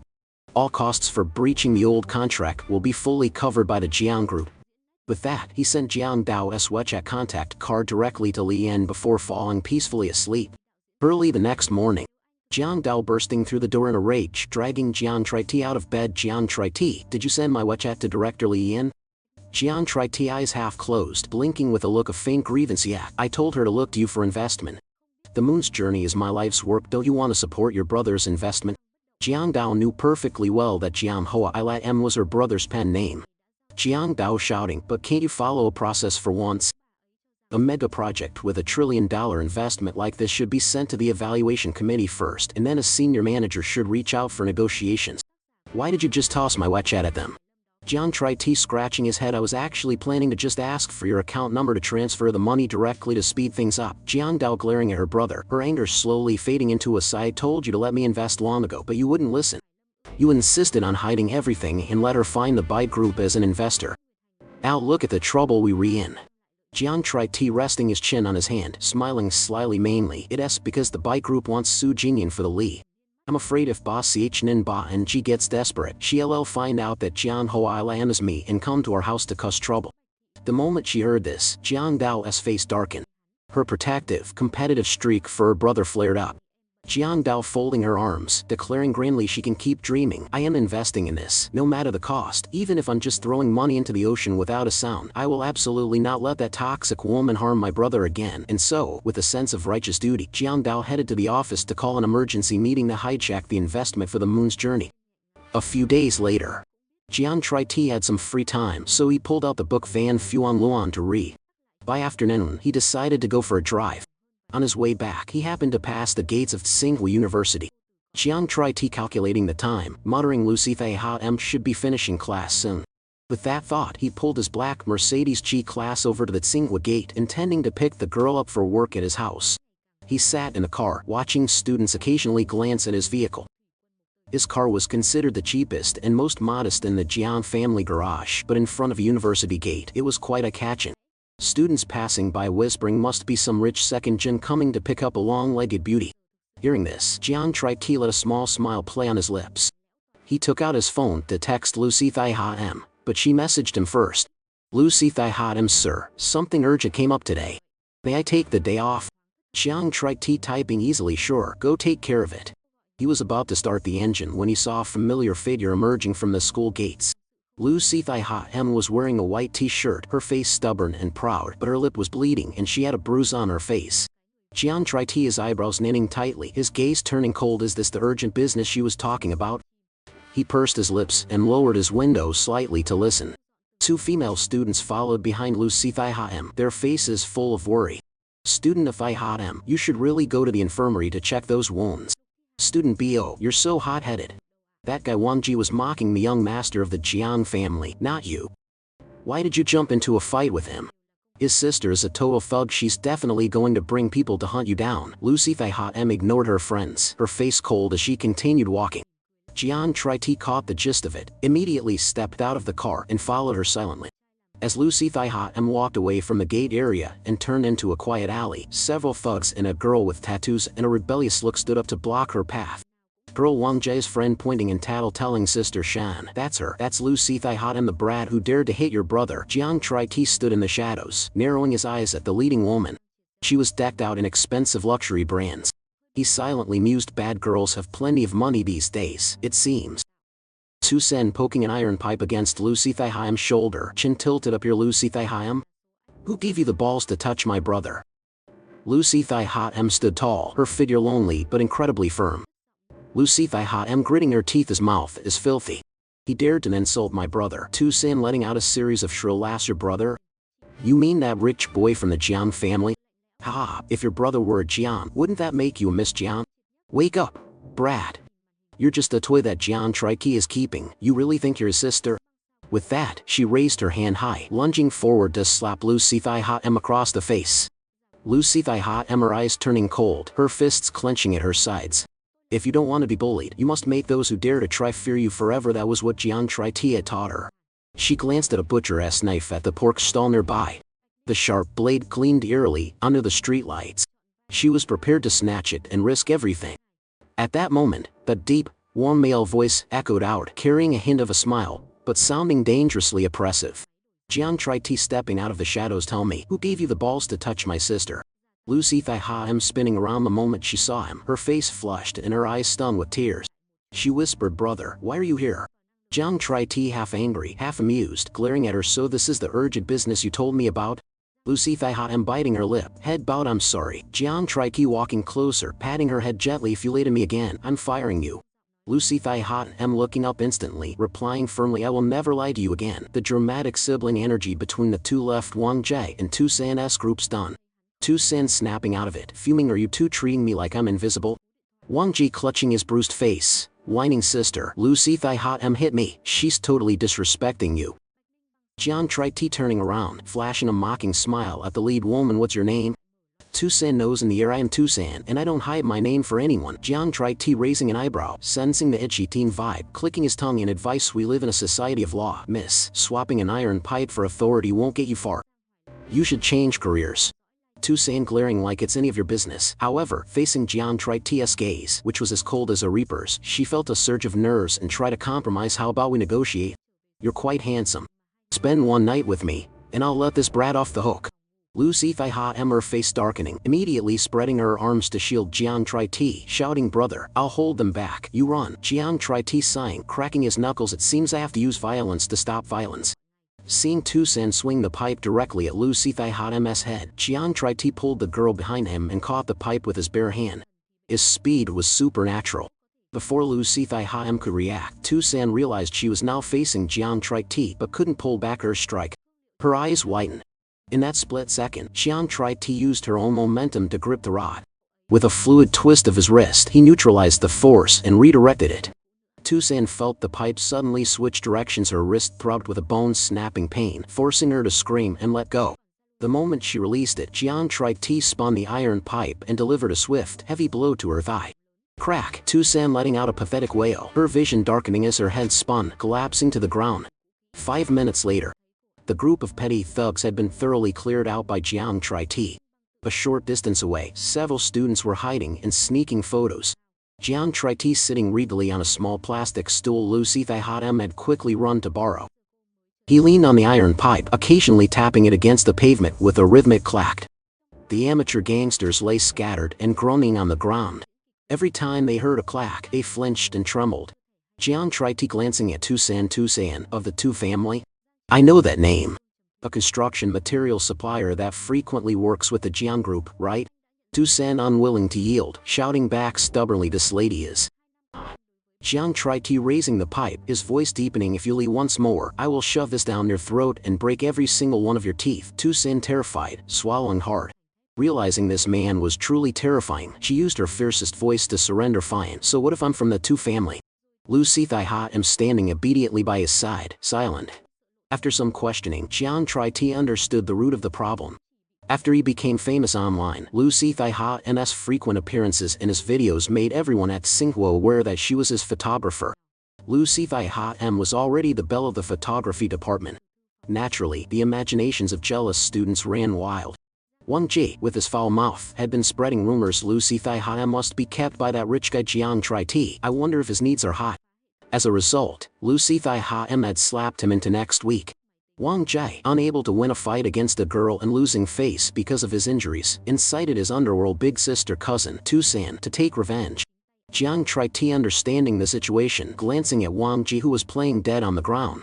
He hadn't been too brutal with Tu-san because even though she acted like a tighter, she had actually tried to pull her strength back when she realized it was him taking the blow. Jiang Tri-Ti swinging the pipe back and forth, smiling faintly. I'd heard the miss of the two family was the little tired of Fan. I didn't realize you were the kind of tyrant who gets led by the nose. You started your own gang. Tu-san gritting her teeth, bragging proudly, my gang is the chivalry sect. Jiang Tri-Ti, his lip twitching, why such a corny name? Tu-san giving him your so uncultured look. Head held high, I'm a hardcore fan of the Moon's Journey. I strive for the world of chivalry created by the author Jiang Hoa Ilam. A commoner and nouveau rich like you wouldn't understand our sense of honor. Jiang Tri-Ti, his head throbbing. A massive black pot of blame had just fallen out of the sky onto his own head. After a stern lecture on ideology, Jiang Tri-Ti forced Tu-san to disband the chivalry sect. From then on, with shaking limbs, Tu-san's group helped each other retreat heroically after he granted them mercy. The group of students watching from a distance, whispering in awe. Oh my god, so cool. If that Lu Sifai Ha M's boss, the young master diligent little trite? Yes, 1,000 times more handsome and manly in person. I am totally standing him now. My heart is melting. I have to follow him immediately. In a crowd of onlookers, the young boy named Ba Ch Ha Ovu Ba Ch Nin Ba and G's cousin stood in a daze, watching Jiang Tri-Ti get into his car and drive away. Ba Ch Ha Ovu scratching his head, rubbing his eyes, wasn't that my foolish, pathetic ex-brother-in-law? There's no way. In the car, Jiang Tri-Ti was taking Lu Sifai Ha M back to the Jiang residence. Lu Sifai Ha M sitting in the passenger seat, silent and as obedient as a frightened chick. Arriving home, Jiang Tri-Ti got out, slammed the door, and walked straight inside with his arms crossed. Lu Sifai Ha M scrambled out, shut her door softly, and hurried after him like a puppy with its tail between its legs. She was acutely aware that he was angry. Jiang Tri-Ti actually quite annoyed. He didn't say a word, sitting down at the table to prepare makeup for a video. Lu Sifai Ha M watching from the side. Jiang Tri-Ti was holding it in, but she was panicking. Lu Sifai Ha M carefully walking to his side, pleading softly, sir, I'm sorry. Jiang Tri-Ti glancing at her, his voice cold, what is there to be sorry for? Lu Sifai Ha M lowering her head, I shouldn't have lied to you to take the day off. Jiang Tri-Ti letting out a cold laugh, setting a powder box down on the table with a clack. I see you still don't know what you did wrong. They insulted me, so you took it upon yourself to hit them? You are at Tsinghua student now. Do you know how strictly they manage their students? If you get a violent altercation on your record, or worse, get expelled, what happens to your future? What happens to your sister in her hospital bed? He knew Lu Sifai Ha M's grades were excellent and that she was a future talent. If she got expelled because of a moment of anger while protecting him, he would regret it for the rest of his life. Jiang Tri-Ti lecturing coldly, use your brain. If Wang Ji insults me, you call me. I have plenty of ways to ruin him without lifting a finger. Physical force is the lowest resort of the foolish. Do you understand? Lu Sifai Ha M eyes downcast, listening to the scolding, nodding as tears welled up. Jiang Tri-Ti softening his tone slightly, hitting people doesn't just fail to deter them, it makes the public think you're reacting because they've hit a nerve. Understand? Lu Sifai Ha M, her eyes flickering, wiping her tears, smiling as she nodded yes, I understand now. The live stream began again. Jiang Tri-Ti teaching a simple makeup look before chatting with the audience. Most asked technical questions, which he answered patiently. If anyone brought up the scandal with Ba Ch Nin Ba and Ji and Su Jingyan, he ignored them. As his followers crossed the 1 million mark, a few higher trolls appeared in the chat today to spout insults and defamation. Jiang Tri-Ti frowning slightly, seeing someone in the chat suggest setting moderators to kick the trolls out. He thought about it and looked for familiar names from his top donors to add as moderators. As he was doing so, a brilliant notification flashed across the screen. System notification, user bias gifted diligent little triter romantic carriage. Jiang Tri-Ti startled, is that the same Bai who gifted me last time? Is she crazy? Unexpectedly, that romantic carriage was just the beginning. A non-stop stream of expensive gift effects filled the screen, completely covering his face. The atmosphere in the room reached a fever pitch, pushing his account to the one spot on the donation leaderboard in moments. Jiang Tri-Ti amused and helpless friend Bai, please stop gifting, it's a waste of money. He casually set the Bai account as a moderator. Immediately after this, 2 other online tycoons jumped in to compete, flooding the screen with gifts. One was named Wealthy Flower and the other was Little Demon King Kyan. Jiang tried to stun, are they trying to buy their way into being moderators? After setting them both as moderators, he continued answering questions. He had no idea that at the Bai residence, grandmother Bai user Wealthy Flower, smiling brightly as she showed her phone to her grandson, Ba Ch Ha O Vu user Little Demon King Kai and Ha O Vu, look, am I a moderator now? Do I have the power to kick out the people scolding my grandson-in-law? Ba Ch Ha O Vu distracted, sweat on his brow. Grandma, they're called mods. He frowned, staring at the screen at Jiang Tri's laughing face. He was 100% certain now the cool guy who took down the thugs at the school gate this afternoon was definitely his useless ex-brother-in-law. Back to Ba Ch Nin Ba Ng. After leaving the Bai ancestral home, Hua Ha-en drove her back to Sam Veen. Hua Ha-en reporting President Bai, I've looked into the matter with Director Lai. Ba Ch Nin Ba Ng in the back seat, looking up expectantly. A few days ago, Li Yan had suddenly called the Bai group to announce that the Moon's journey was changing investors. She was willing to bear all damages and massive contract penalties just to kick the Bai group out. Ba Ch Nin Ba and she couldn't help but remember Jiang Hoa Lam's confident challenge, if you're so capable, just go ahead and withdraw your capital. This definitely involved Jiang Hoa Lam.